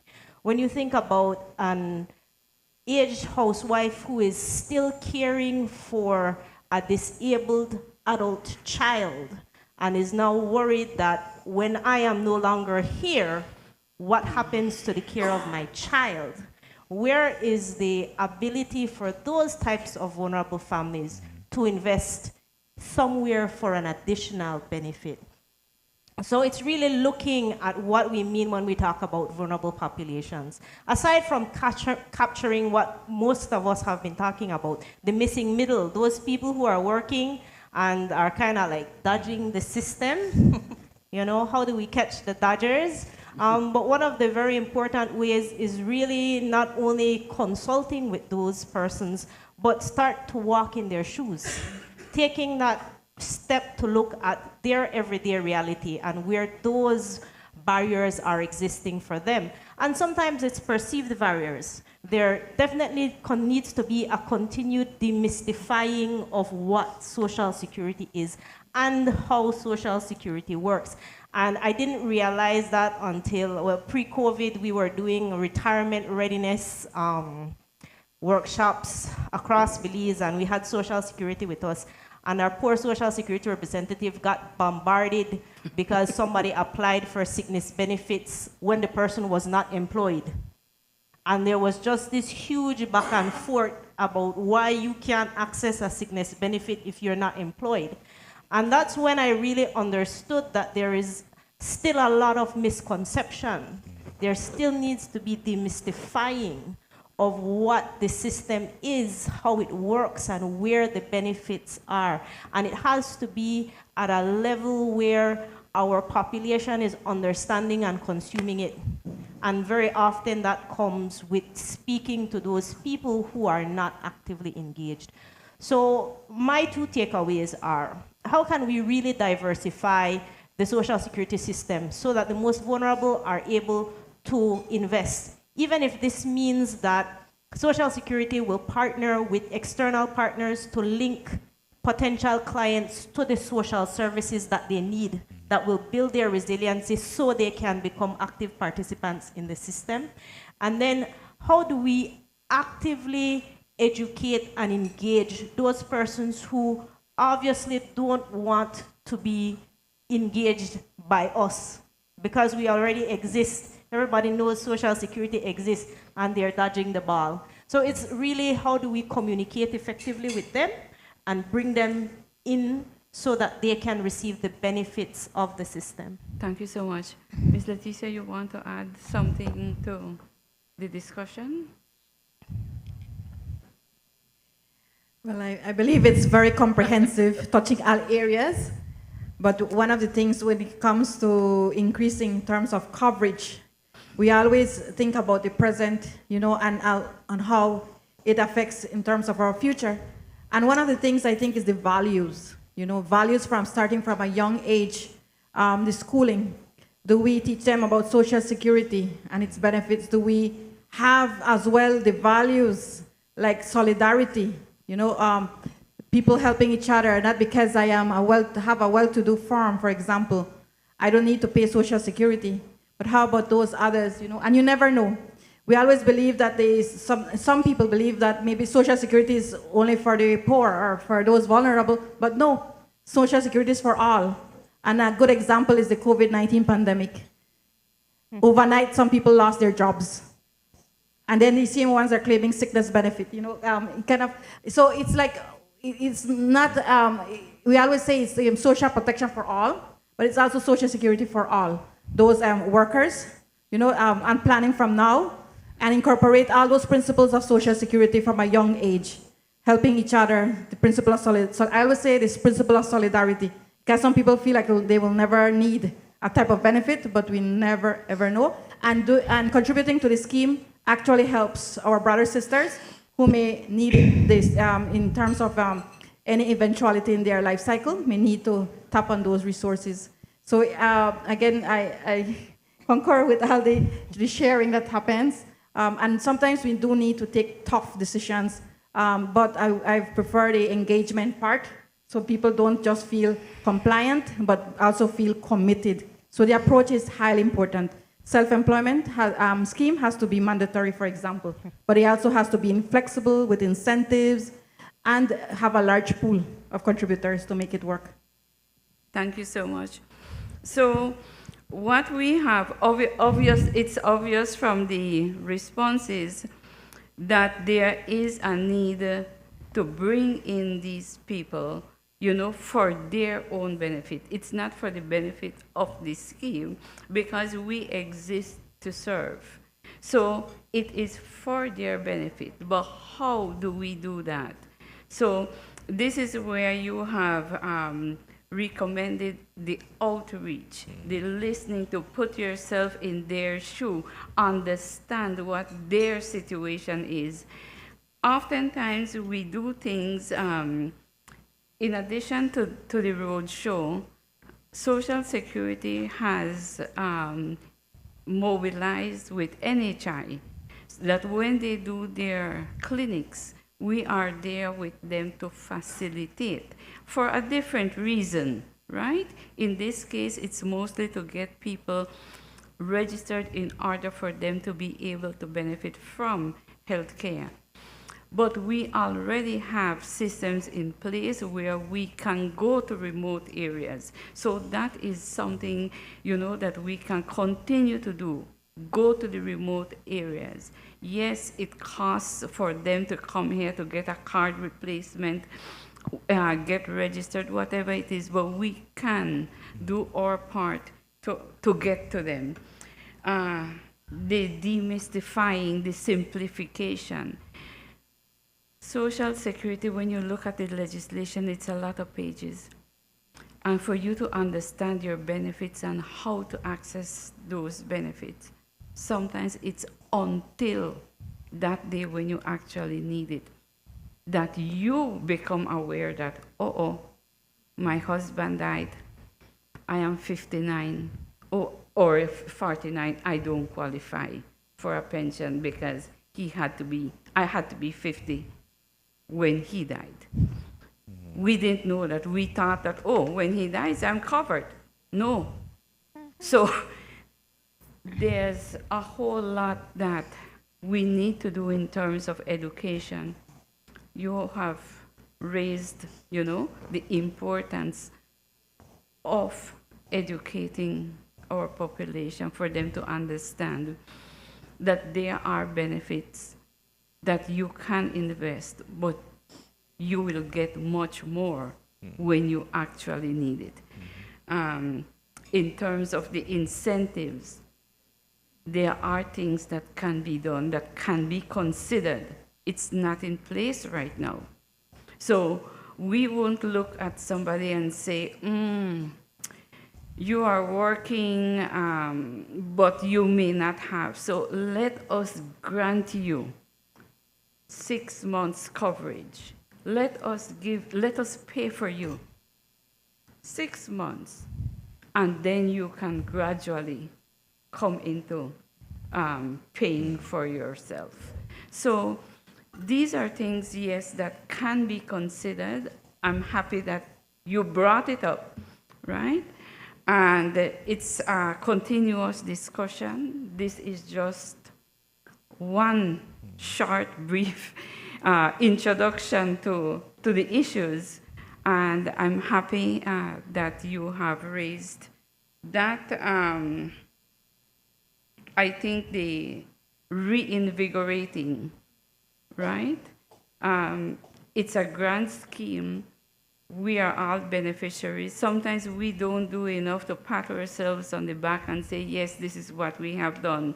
So there is a lot of room for work. We have all the people here who will get the work done. So we have our board of directors here, CEO, deputy general managers. They are the ones who are tasked to begin to look at your recommendations and do something about it. So having said that, I want to thank each and every one of you for taking the time to share your views with us. Thank you. Thank you.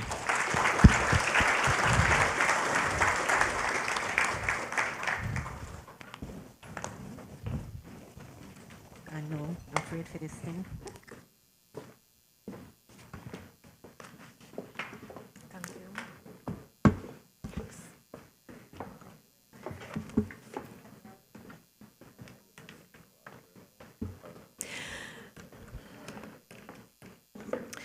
We can all agree that that was a very informative discussion, and it's actually a discussion starter in preparation for upcoming stakeholder engagements that we'll be planning between now and the end of the year.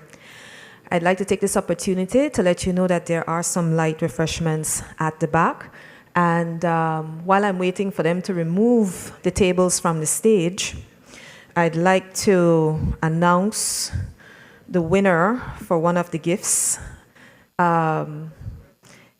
If Miss Janet can assist, there is a tablet on the table. Remember, I had said that we're encouraging participation online, and we do have a winner from the online, for the online participation. The winner I'd like to announce at this time is CCR Ramirez. And the comment that this person has made, please bring the prize. I just want to show the prize so that since we do have today's event being streamed online, the person can see what the prize is, right? And of course, you who are here can see what the person has won. So the comment that this person has made is, SSB has been a cushion for all IPs during difficult financial, I'm sorry, sometimes, you know, technology, my phone just blanked out just now. During difficult financial hardships, when faced with illnesses, accidents, or even loss of a loved one. Contribution is important for our own future benefits. So that was the comment made online. That is the winning comment. And CCR Ramirez has won this Acer tablet. So yes, indeed, let's give her a hand clap. All right. So we do have more giveaways, but at this time, I'd like to call Mr. Hernando Montas to the podium for his presentation. We welcome him. Let us welcome him with a round of applause.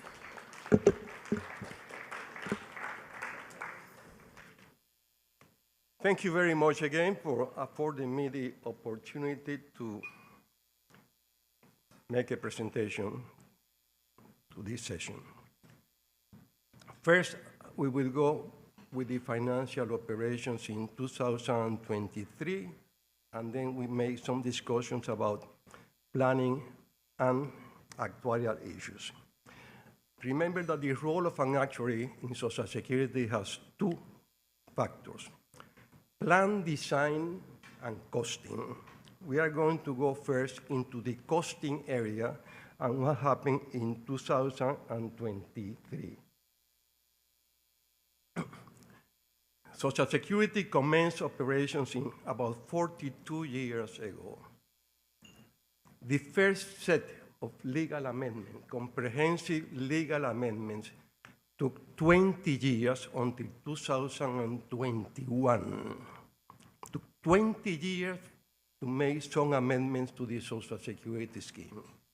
And the second set of legal amendments took more than 20 years until 2022.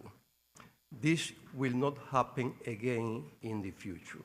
because the Social Security scheme is mature and legal amendments will be required more frequent than in the past. Took 4 years of discussion with the stakeholders between 2018 and 2022 to put in place the second set of legal amendments. And this second set of legal amendments, now you have a ceiling of contributions of $520 per week. And you have a contribution rate that was increased from 8% to 10%. It was a difficult decision to reach that stage. As from 2025, insured persons will be able to retire with a pension of 60% of 520. Before, they could only retire with 60% of 320 per week, even though they were paying lower contribution before that. So beneficiaries will be, for the next few years, enjoying very good benefits from now on. That will not be enough for them to enjoy good pensions. I will tell you later why. The objective of the Social Security scheme is like that, to guarantee the long-term sustainability of the short-term and the employment injury branch. These two branches of Social Security are fully funded for the future. The sustainability of these two branches are guaranteed thanks to the amendment we made to the Social Security scheme. And the amendments were not only the 10% increase in the contribution rate, but an internal redistribution of the contribution between the employment injury, the short-term branch, and the long-term branch. And from now on, the long-term branch will get 7.2% of contribution out of the 10%. The analysis also shows that the capitalization of the long-term branch would depend almost exclusively on a share of investment income. So this year, you got a huge increase in benefits. In 2023, you have a huge influx on contribution thanks to the 10% contribution rate. But from now on, the field day is over. From now on, contributions will be almost equal to benefits and almost dependent exclusively on investment income. Almost exclusively on investment income.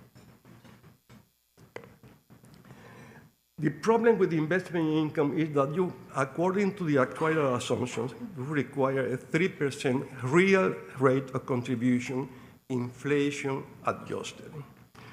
Due to external factors and partly to internal factors, during the past 2 years, you have not been able to meet the actuarial rate. We made projections until 2030 for the long-term branch, and we assume that if you don't get 3% real rate of contributions in the long-term branch, you might have to increase contributions earlier than 2030.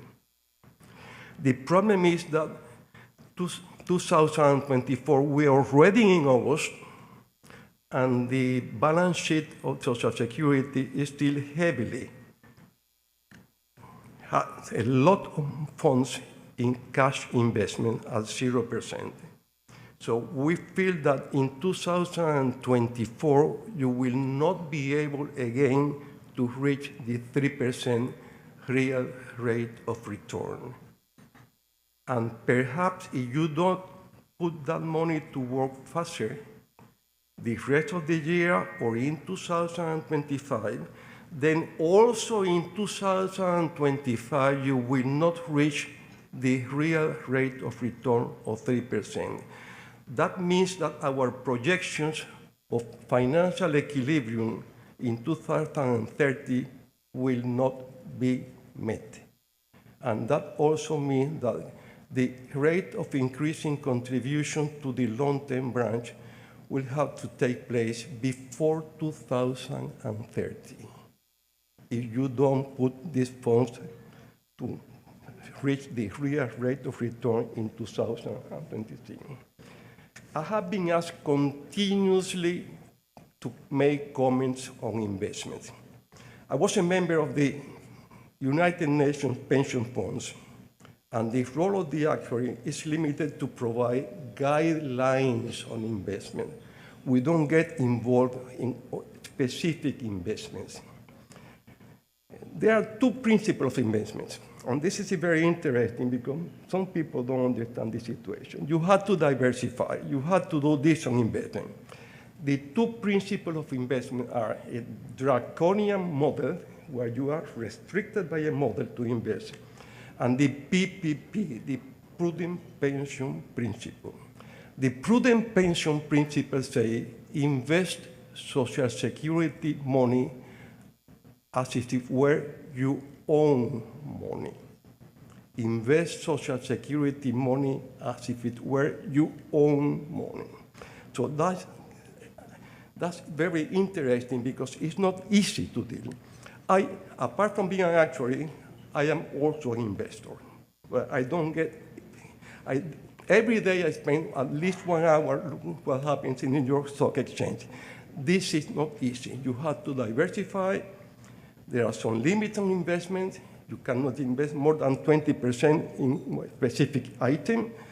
I would not advise more funds to go into utilities in Belize. You have to diversify. What would I do? I am not going to say. You have to decide by your own. What would you do if you apply the PPP principle, prudent investment principle?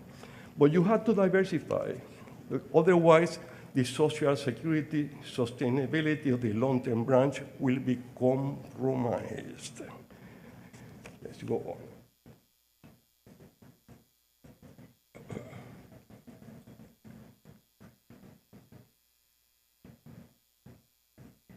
That was the situation. Was not attained, was negative in 2022, was improved in 2023. But in 2024, you will not reach the benchmark again. And very likely also in 2025. I say that because the volume of investment, about 140 million, you cannot do it in a few months. What is going on?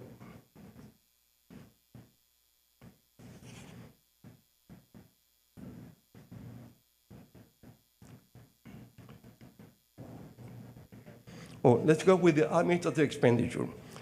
The amount of money being spent on administration has not come down. But I am not interested in that factor. I am interested in the rate of administrative expenditure to total income. And that was a very positive performance because the cost of administration on actuarial terms has come down to the benchmark. Why has it come down? Because luckily the increasing contribution created an increase in the inflow of funds into Social Security, an inflow of funds into Social Security. But the actual amount was down. The cost of administration in Belize as compared to other Social Security schemes is a bit high. And it is high because in Belize you have district offices all over the country, and that means a high cost of Social Security, of administration. You have over 300 employees at the Social Security scheme dealing with operations all over the country. But so far, in 2023, for the first time since the inception of the scheme, the cost of administration came down to the standard benchmark. Out of $1 you pay in contributions, 15 cents are spent on administration.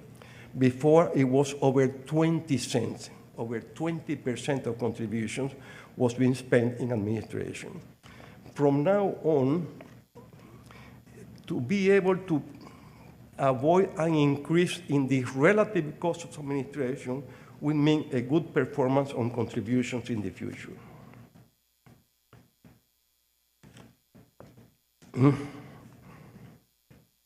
So, now we have at the very end a few tables looking at what happened. These are very technical tables. At what happened, the performance has been very good. The short-term branch is doing quite well. Long-term, the short-term branch is doing quite well. All the tables show an improving trend. So the short-term branch is fine. I made a projection of the short-term branch. The short-term branch reserves are meeting the statutory goal. They will not increase sharply in the future. Another international organization made a projection, but I think that projection was completely wrong. I don't know what they did, but their projection showed that they're going to have 100 million in 2030. I'm very sorry. My projection showed that the reserve of the short-term branch will stay at 30 million, 40 million, something like that, no more than that. The employment injury branch is overfunded. And we are expecting from now on, the reduced share of contribution to the employment injury branch will contain the surplus. The problem is that according to the Act, each branch is financially autonomous.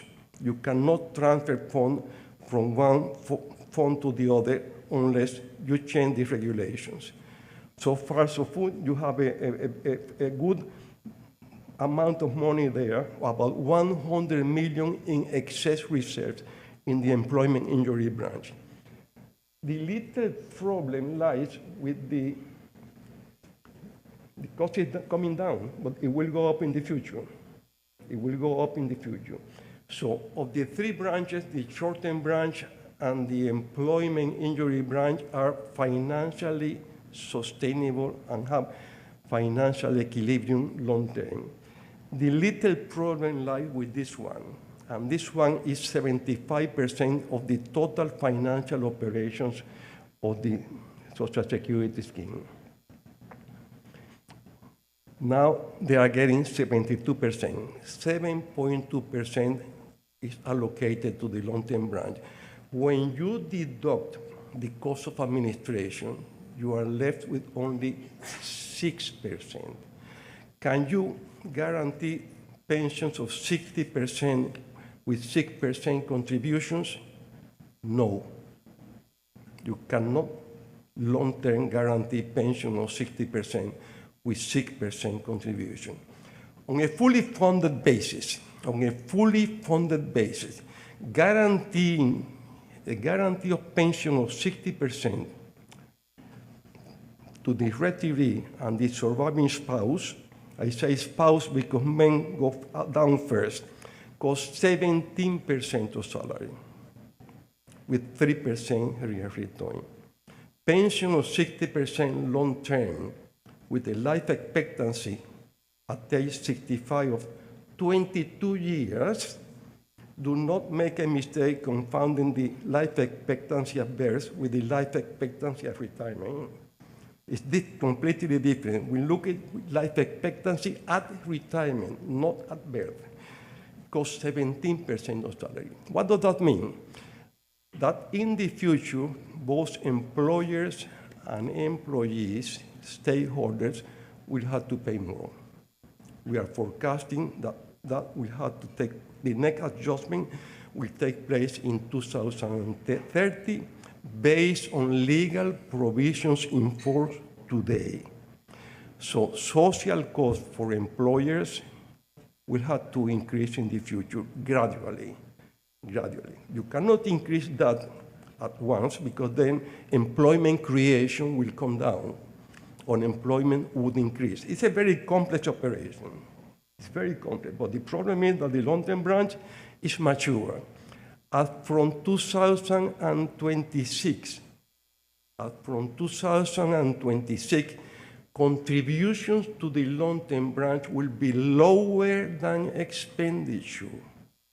And the financing operation of the long-term branch will depend exclusively and at the highest rate every year from investment income. That's a very complex situation because that scheme is mature. So in 2030, that will be the peak rate today of the long-term branch. From 2030, reserves might have to come down, and you have to liquidate investment to pay benefits. Awful. That's an awful situation. That will not happen because contribution will have to go up. Something very important. When a scheme starts operation, you have one pensioner in 100 contributors. As the scheme matures, the situation changes. Now you have a lot of pensioners. The dynamic of new pension will be very high every year. So the scheme is mature. You have to pay attention to what happens to Social Security every year. That's what in Sweden, in Germany, in Switzerland, and so on, they don't wait 3 years to make Social Security assessment, actuarial assessment. They look at it, what is happening every year. If you wait 3 years, then you will find, why? I should have done something, I didn't do it. The scheme is mature. You have to monitor the actuarial development more frequently every year. Now, we are talking about social protection here. Social Security systems is not so simple as people think. If I ask a question here, I would like an answer. What is the objective of a national Social Security system, not scheme? What is the objective of a national Social Security system? That's a question I would like to ask here. Do you know what the question is? What the answer is? To guarantee retired persons and their survivors the same standard of living that they had when they were active. To guarantee retired persons the same standard of living that they had when they were active. To the retired persons and to the survivors. And that is not simple. That can only be attained with a multi-pillar pension system, not SSB alone. Not SSB alone. It requires a multi-pillar pension system like it have in the US, in Germany, in the UK, in Switzerland. Do you know that some people in Belize today are earning pensions of over 100% of salary? Do you know that? There is a segment of population here with multiple pensions of over 100% of salary. Do you know that some amendments are urgently required? 2 days ago, I was asked by a very influential person, what do you mean, Mr. Montalvo, amendment? We just finished the amendments. No, you have not finished the amendments. You have provisions in the Social Security Act that date from 1981. You have wage bands where an uninsured person is paying less than 60 cents per week and getting a pension of almost $50 per week. I recommended the elimination of the first 3 wage bands. On many occasions, that has not taken place. That's one of the amendments you have to have.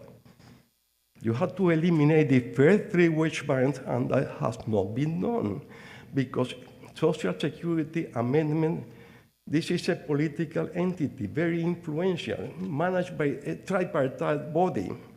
And I hope that the stakeholders pay more attention from now on to Social Security than in the past.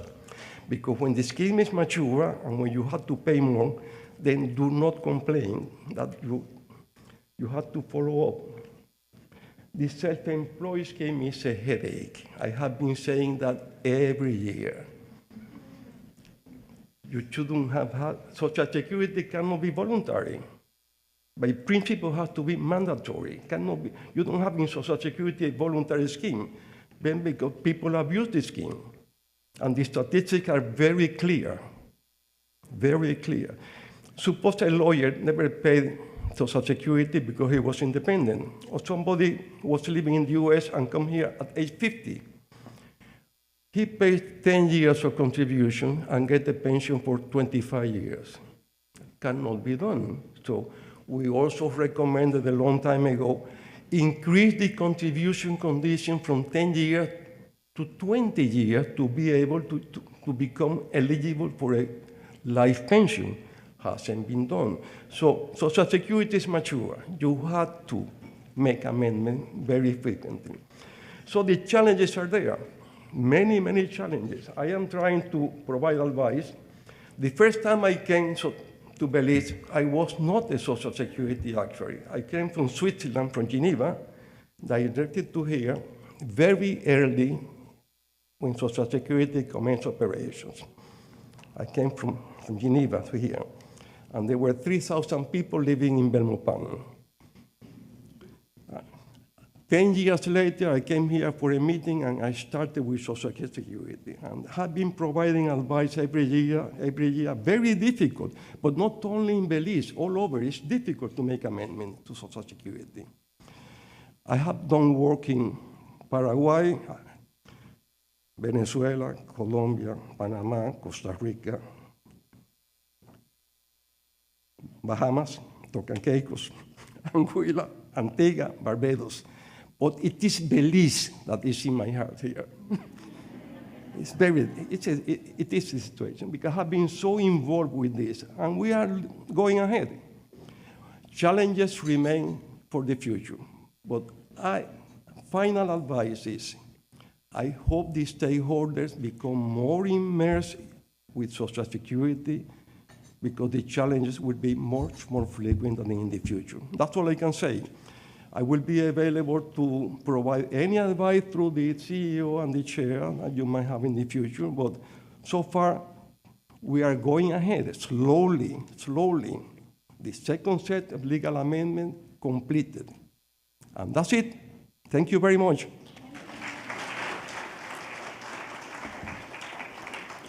Thank you, Mr. Montas, for always sharing insightful and important information about factors that affect the fund and recommendations to ensure the longevity of the fund. So right now, here's an opportunity to win some more prizes. I also want to encourage all of you here to please, I'd like for you to also scan the QR code for the gift prizes, the questions that I'll be asking right now. So I want all of you to participate and get a chance to win some really good prizes. At this time, I'd like to say that the person that I had announced had won due to making a positive statement about the Social Security Board is actually here with us.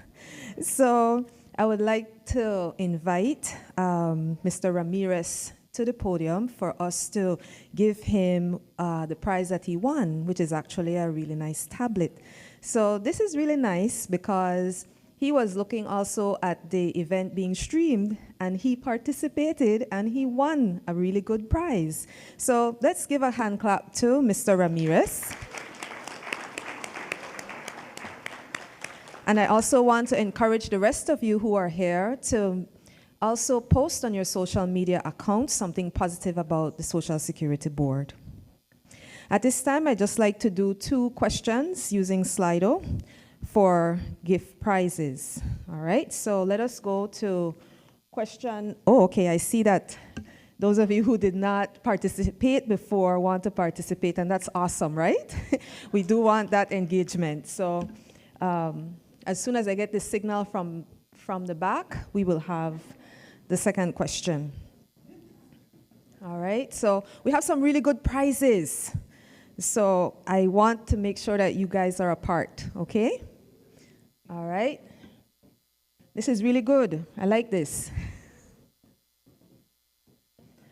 All right, remember the QR code is right here. Okay? Ready? All right, good. So the second question that we'll be asking. Get ready. The Social Security Board makes sound and prudent investments to supplement the income generated through contributions. From the investment portfolio mix, which of the below generated the most investment income for 2023? Time is going.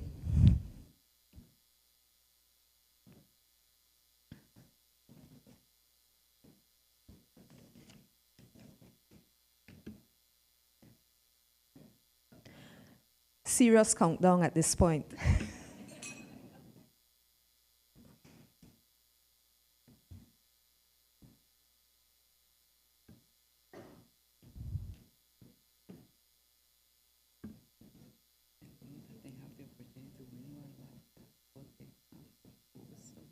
Okay, as soon as I'm done with this, I will see it.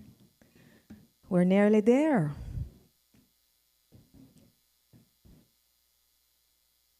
Look at that. So 57% of the audience answered investment in associates. 57%. Let us see who is the winner. Cindy Castillo. Congratulations, Cindy Castillo. Can you come up front, please? You have won a tablet. Wonderful. Okay. So we have some really good prizes. We haven't really gotten to the grand prize yet, and we have two really good grand prizes. All right, so I encourage you to continue to participate. And we have Miss Cindy Castillo. All right, Miss Duran will hand her the prize. All right, this is awesome. Okay, so at this time, we have one more question, and then we'll move into the next presentation for today. All right, get ready. So far, we've given away a smartphone. We've given away a tablet. We have another phone. We have as well 2 grand prizes. So I want you to remember about these grand prizes. All right, one of the grand prizes, if you see that really big green box on the table, big green box, that is actually a TV. Aha, did you hear that one? It's a TV. So that's one of the grand prizes. And we also have a laptop along with a laptop bag. So please stay engaged to the presentations today. One more question at this time before we move on. So are we ready? Are there more persons who have not scanned the QR code who are thinking, I really got to get into this? All right, so we see, all right, good. We're ready for the third question. Okay, good. So, Social Security is grounded in core principles that uphold social justice, address inequalities, and foster solidarity, universality, and inclusiveness. Why is it important to establish and expand Social Security systems? A, it is important because we need to grow the fund through contributions. B, it is important for social development and the fight against poverty. And C, it is important because Social Security is important worldwide. Okay, so you see, the seconds are running down.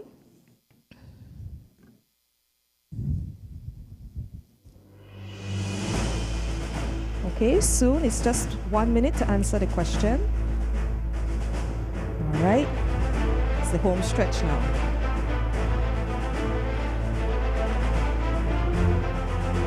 All right, there we go. Let's see who has won this prize. All right, 80% has chosen B as the answer. Let's see.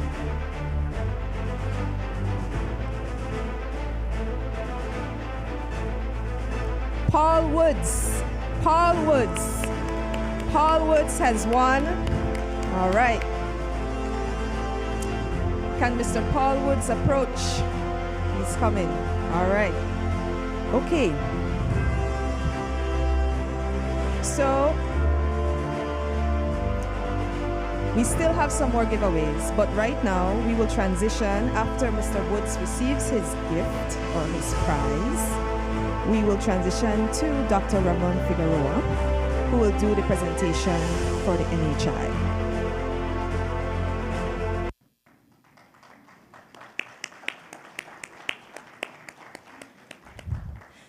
Thank you, all of you who have been participating in that segment, and there's more to come.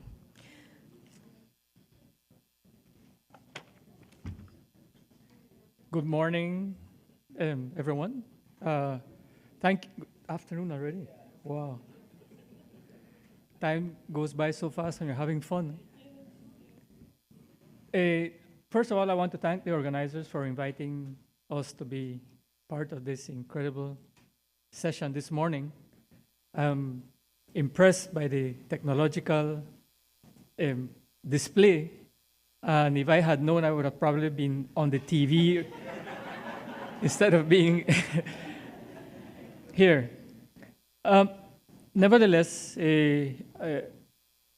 I'll be probably the odd one out, different from the previous presenters in the sense that the previous presenters focused on Social Security and the benefits and all the information, important information on Social Security. I will be here to tell you a story, right? The story of an adopted child, Social Security. And I don't say that in any negative connotation, because we are extremely grateful that we have been under Social Security. We have been sheltered by Social Security. You have seen us grow over time. You have seen us develop over time. And for that, we are extremely grateful. And I hope at the end of the presentation, you understand why I say that we are an adoptive child. To do that, to tell you that story, sorry, I forgot. I'm not very technologically inclined, so let me see. There we go.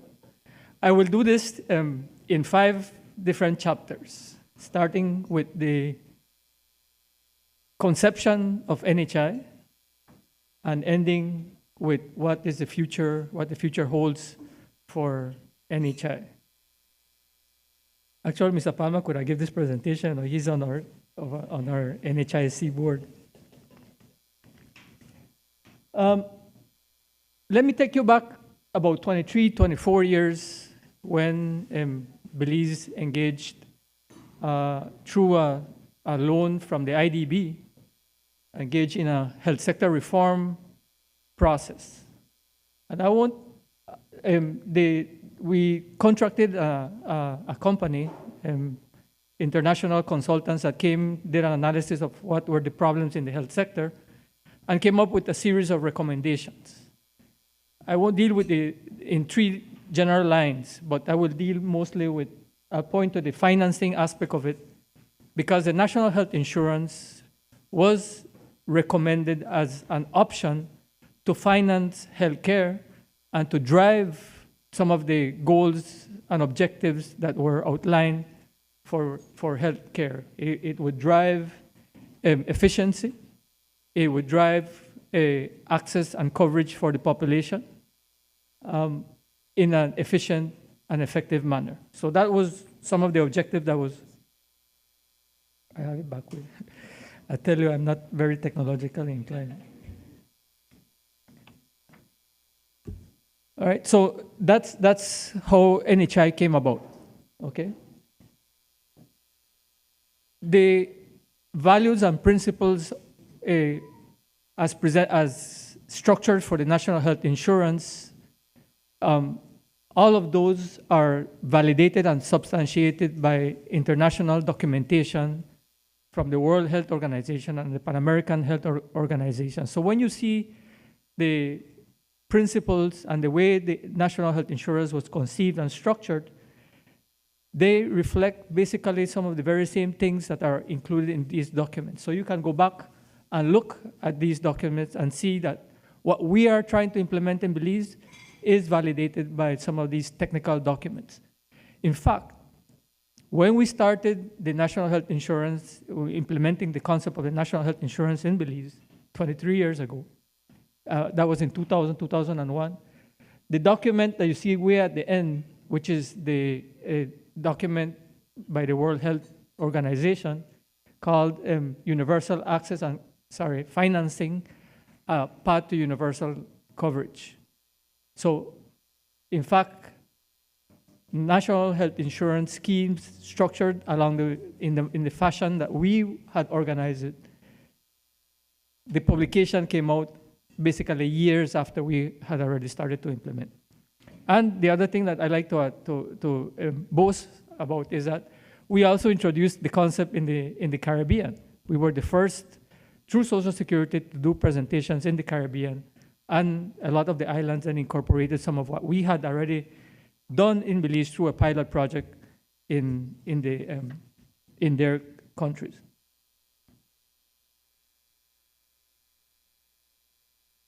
Some of the one of the basic paradigms in the conceptualizing the national health insurance,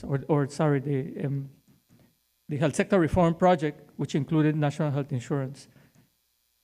What it did is basically recommend that we break up monopolies, all right, the monopoly in healthcare, where instead of having one entity, in this case the Ministry of Health, having the role of regulating, providing services, financing, and monitoring, to break up that monopoly and distribute it among specialized entities that would then be responsible for very specialized functions.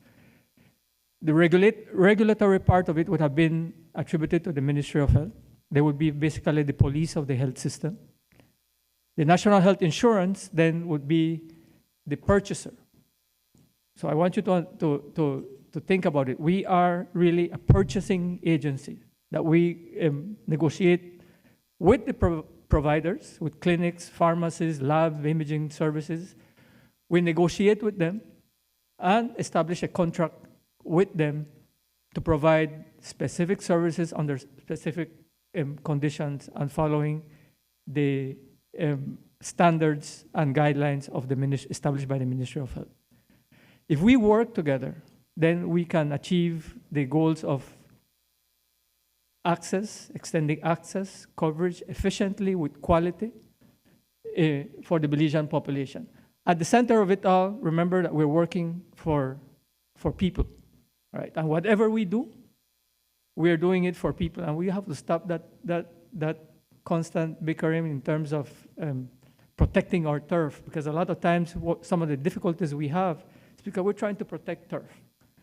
We need to work together to be able to achieve the goals of a good health system that provides the kind of care for the Belizean population.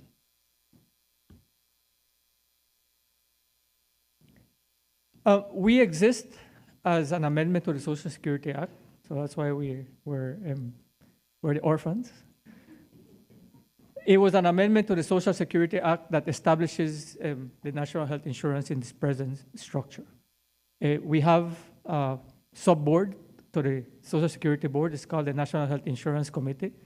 Ms. Palma is present, and Ms. Cathy, who I see in the audience, is also a member of that board. We have all our primary stakeholders. We have Social Security, Ministry of Health, we have the unions representing, we have the chamber, religious organizations, the Belize Medical and Dental Association also is a member of that, and the Ministry of Finance. So they are official members established by legislation on our board.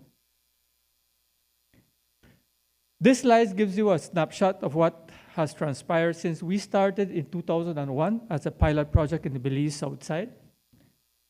It took us basically 5 years to be able to then get the necessary budgetary allocation to move then to the southern region of the country. And then it took us another 7 to 8 years for us to be able to move now in 2013 to Corozal, to the Corozal district, and then in 2022, We got, again, a budgetary increase to be able to move over to the Orange Walk district. And if you see between 2022, 2024, 25, very short period of time, we now are moving, presently we're moving over to the north side of Belize to be able to cover the whole district of Belize, including the Keys. So right now we're in that process. And we already have a mandate that before the end of the year, we need to start now focusing on Cayo. So we're finalizing agreements right now in the north side of Belize and Keys, and then quickly move over. It's not coincidental that since in 2022 and 24 and 25, you see that we have moved very quickly. That's not coincidental. Because when they had elections in 2020 and the new government came on board, it came on a platform highlighting the policy, the very specific health policy of rolling out the national health insurance countrywide. And for once, they put the money where the mouth is. And we have gotten the financial support that we have really struggled to get over the many years. In the last couple of years, we have been given the allocation that we require to be able to move forward. And that's why you see now in the last couple of years, we have moved very quickly, covering Orange Walk, moving to the north side of Belize, Keys, and now going quickly to. One of the other things that has helped us, because over time, the problem has been financing. And government has quickly, and the other thing I must say that general revenue cannot cover the whole needs for the country. That's impossible. So we need to look at other options for financing.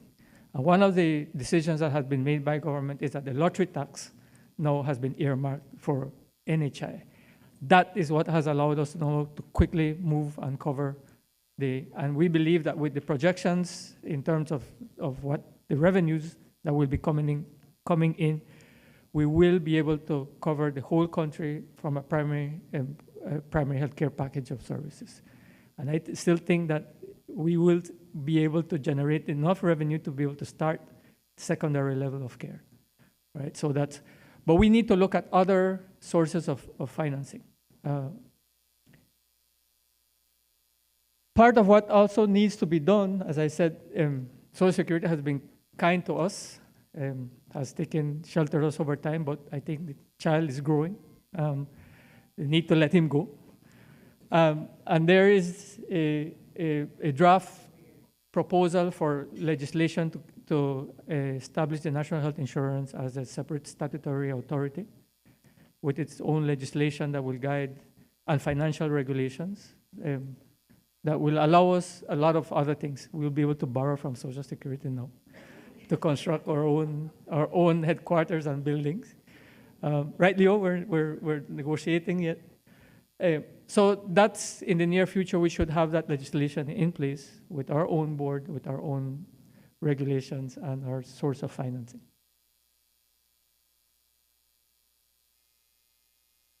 As I said, there's at least 2 or 3 different stakeholders that are important that we develop together. All right? There's a lot of things that still need to be done.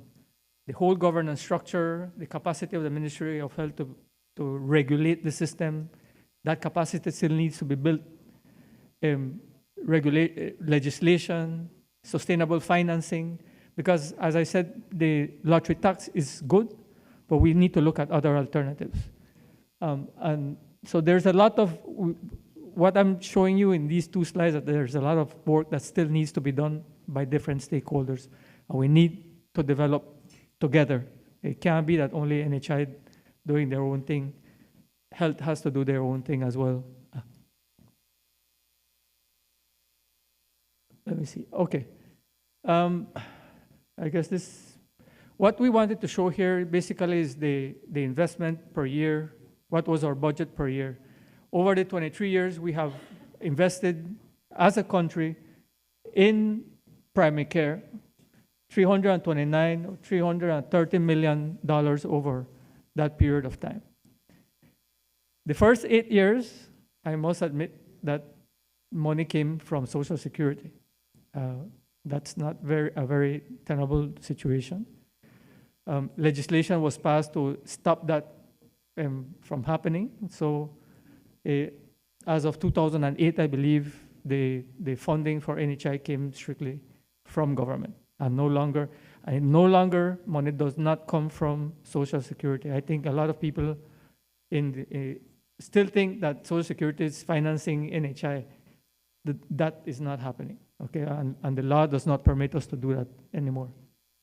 I know we will have the lottery tax as part of, but you can see the increase in the budget over the many years, and especially those years where we were able to roll out, that's when we got the additional increment that allowed us to move to another area of the country. I'm just throwing out the concept of fiscal space analysis because, as I said, the government general revenue and even the lottery tax will allow us to cover primary care, but we still have other services that we need to move into. We need to be very responsible in doing our fiscal space analysis to be able to identify other potential sources of income that we can pool together and then move towards the coverage of secondary care for the population. What are the next steps? Again, underscore the fact that we need to look at the sustainable financing of the national health insurance long term. We need to still continue the stakeholder consultation. People need to know what's happening, what we're doing, why we're doing, some of the challenges, some of the problems that we have. We already submitted a cabinet paper for the establishment of the National Health Insurance as a statutory authority. I guess that's repetitive. And then we need to do a lot of social marketing. I think people still don't understand really what we cover, what they're entitled to, what's the process to be able to access the services. As it was mentioned earlier, Social Security card is critical in terms of you being able to register to gain access to care. People have to go get their Social Security card, right? And ladies and gentlemen, that, as I said, is a very quick storytelling. If I had to do it this way, because if you let me, I'll stay here for hours telling you about the NHI scheme. We have a lot of good experiences, good anecdotes, things that we have shared in the Caribbean as well. I think the last presentation we did last year in Colombia, we spoke about the pay-for-performance scheme that we use and the key performance indicators and driving quality care and increased coverage using pay-for-performance. And that's a notion that many countries in the region have heard about, didn't know that, didn't have the information or experience that we have, and we were able to share with them. So with that, thank you again. I did keep within my time limit, right?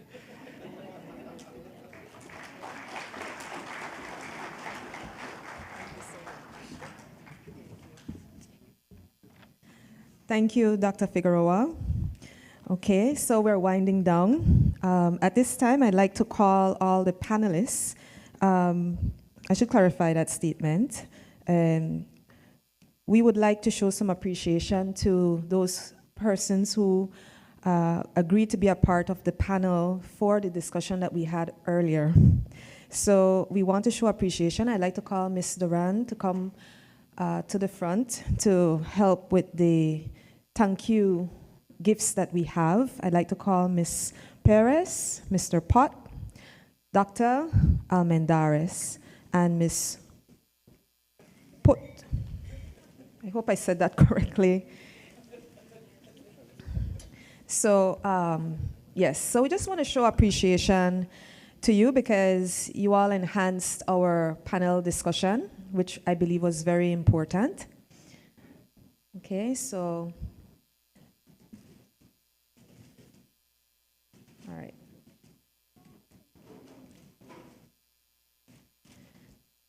In the meantime, for those of you who still have not joined in the Slido opportunity to win prizes, that is coming up again for the grand prizes. So I want to encourage you to scan. All right. Thank you so much. We appreciate you so much for being a part of our panel and for being stakeholders with us in what we're trying to accomplish. Thank you. All right, so we only have 2 more gifts to give away, right? Those are grand prize quality gifts. And then afterwards, I will then open the floor just for our SSB staff to show appreciation, and there will be a giveaway segment for them. So with that said, all of you should have received a ticket, right? You should have a ticket. I want to encourage you to make those positive statements. Okay.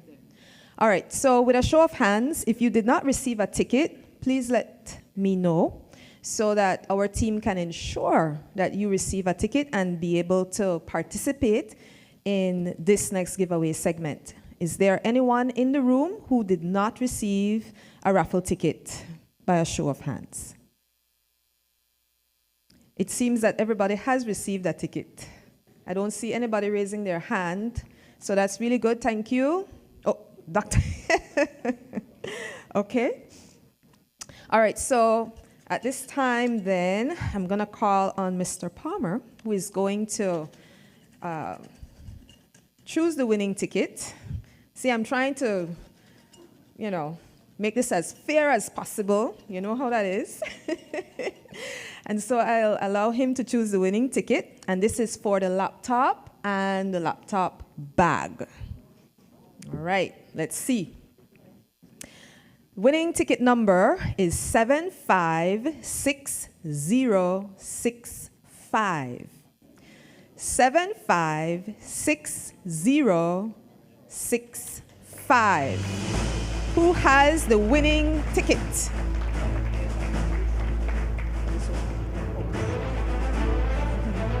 And the next part of that is proof of a social media post.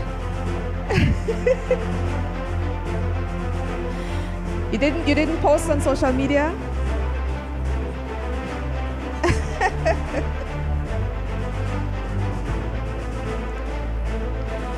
All right, that's a part of it. So, yeah, it's a little downer there. Yeah. All right, so let me tell you what we'll do. I'll give you an opportunity right now to post. Post on TikTok, post on Instagram, or post on Facebook, right? So we have been mentioning about the importance of posting, and the Social Security Board does offer some great benefits, right? So this is the opportunity for us to engage with you. Give you an opportunity again, all right? So I'm gonna put the ticket back in, all right? And give her an opportunity to post. Okay, so Mr. Palmer, please facilitate us once again by choosing a winning ticket. All right, so when you come, then you give that evidence that you did make that post. All right, so, okay, so the winning ticket is 756052. 756052. 756052.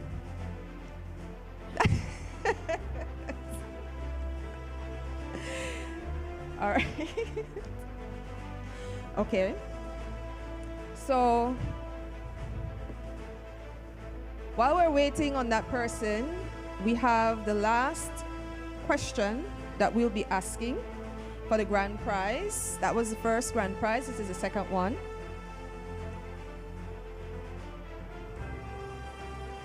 All right, is that person ready? Ticket number 756052. Okay, so we'll wait just a little bit because you're probably writing something really comprehensive. We really appreciate that. So we will wait on you just a bit and we will proceed to the Slido question. And so by the time we're done with the Slido question, we will have a really good post from that winning ticket number, the person with the winning ticket number. All right, so giving you the opportunity, those of you who did not scan the Slido code for the grand prize, and maybe you will need help to back the grand prize down the stairs. All right, so again, I'm waiting on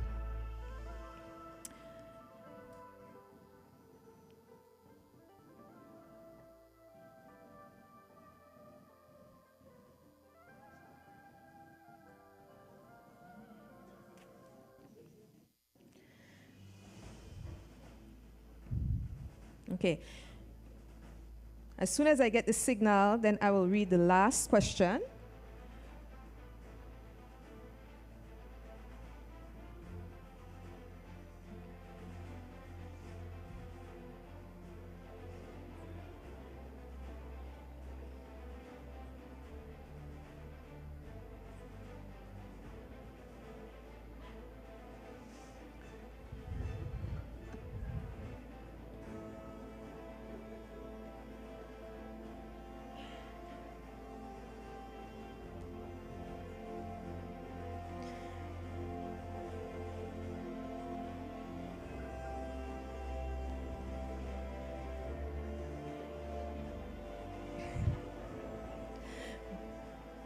Notice how we're being patient to ensure that all of you get that opportunity.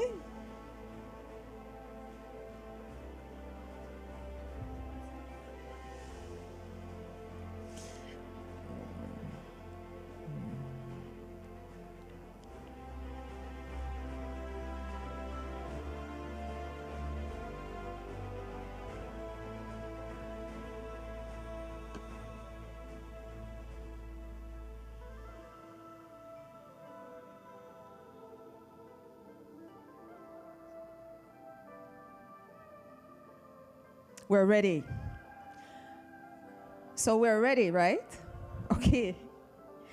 Which of the options below accurately detail principles of social security? Solidarity, equality, and integrity, or obligatory medical care and social responsibility, or participation, mandatory access to SSB information. You have 1 minute to answer this question.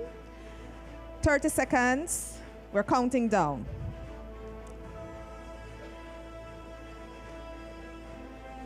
All right.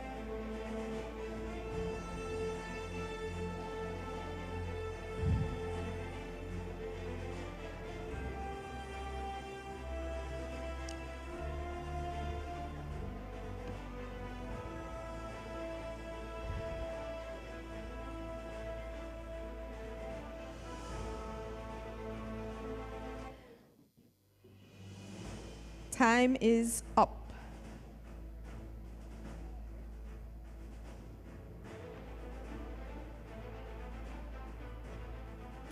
%63% chose answer A.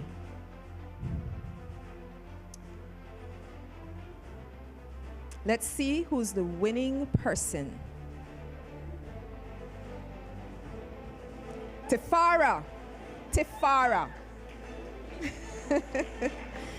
All right. Congratulations, Tefara. You have won the TV. Miss Duran will assist you.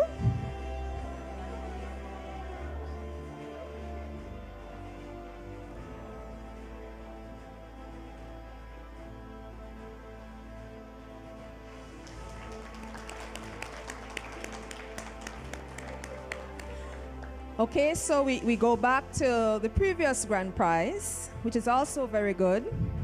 I would like that for myself, to be honest. I'll read the ticket number again, and if the person is still not ready, we shall move to a different selection. Ticket number 756052. Okay, I'm not seeing anyone come forward. Oh, the person went. Oh, okay. All right. So, okay. All right.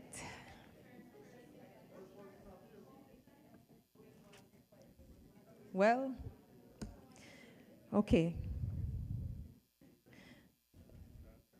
All right, so we do have something for our staff, but we need to get their tickets. I don't think this contains their tickets. Ms. Garcia? Oh, it includes it? Oh, okay. All right. We'll have to figure that out then. Okay. Well, all right. We're waiting patiently for this person.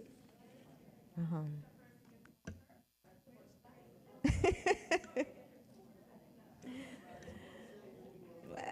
you know how this thing. All right. Okay, we're nearly done for today, so just some patience, with us. We will have a buffet that you can go to as soon as we're done. And yes. All right.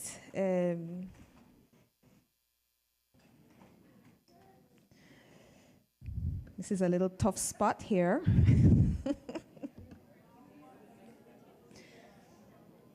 I've already announced the ticket number, so. All right, I've received the instruction. All right, Mr. Palmer, let us go with one more selection here. You hear that, right? Okay. All right. Let us hope that this is really it. Third time's the charm, right? Okay. Ticket number 756043. 756043.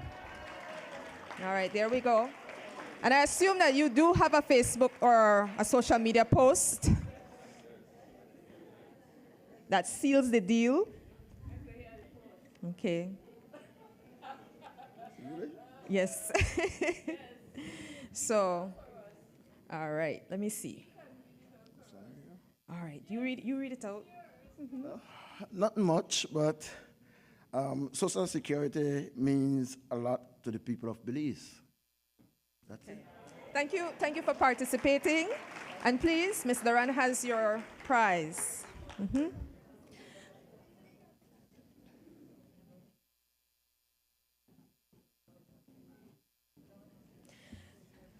Thank you for all participating.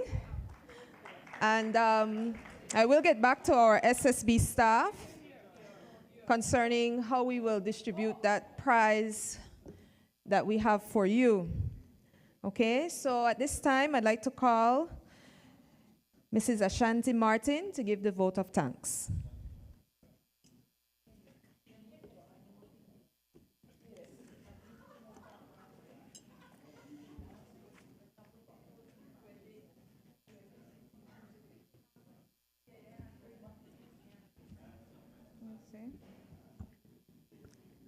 Pleasant good afternoon. I have the honor of expressing SSB's appreciation to the persons who have worked diligently to make today possible. Special thanks to our CEO, Mrs. Deborah Ruiz, for the opening remarks. As you may know, Mrs. Ruiz will be leaving the SSB shortly. We thank you, Mrs. Ruiz, for your years of service to the SSB, for your vision and leadership, and for always being the calm in the storm. From my time on the board, I have noted that one of your strengths is your ability to maintain your composure, even when faced with opposition. Best wishes to you on your retirement, and I would ask if we can please give Mrs. Ruiz a round of applause.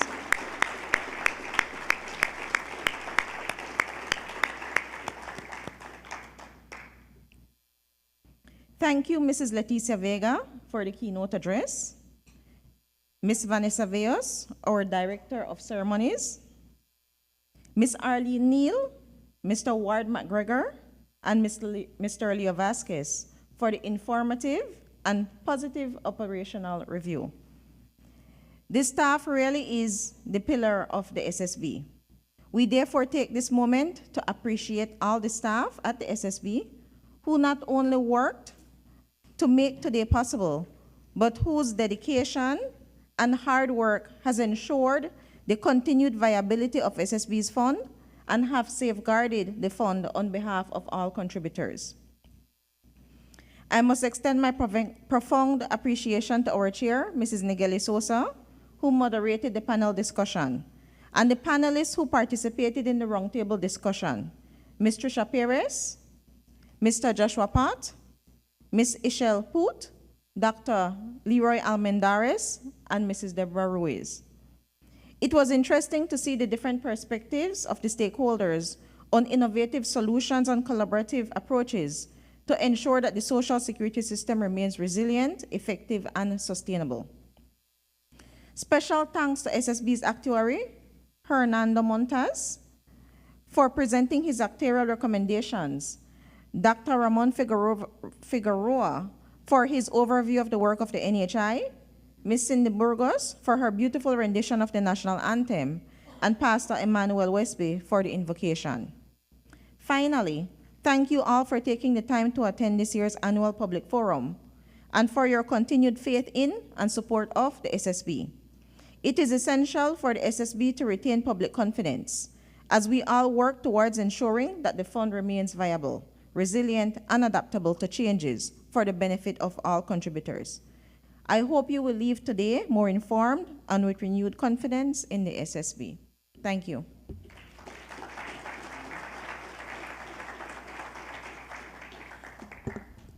Thank you, Mrs. Martin. So we've come to the end of our session for today. I just want to tell the SSB staff that we will be doing the giveaway internally via our spin the wheel, and we will announce the winner on Yammer. And the prize that you can look forward to winning is a tablet, okay? So we haven't forgotten you, and you will still get that chance. And I'm sure that we'll take care of that either this afternoon or on Monday. So thank you once again for coming, and we now open the floor for the buffet, okay? So you're welcome to go to the buffet and have some lunch. Thank you. We hope that today's SSB Connect Forum presentations have given you a deeper look into the 2023 operations and future outlook of your Social Security. Thank you for attending and enjoy the rest of your day.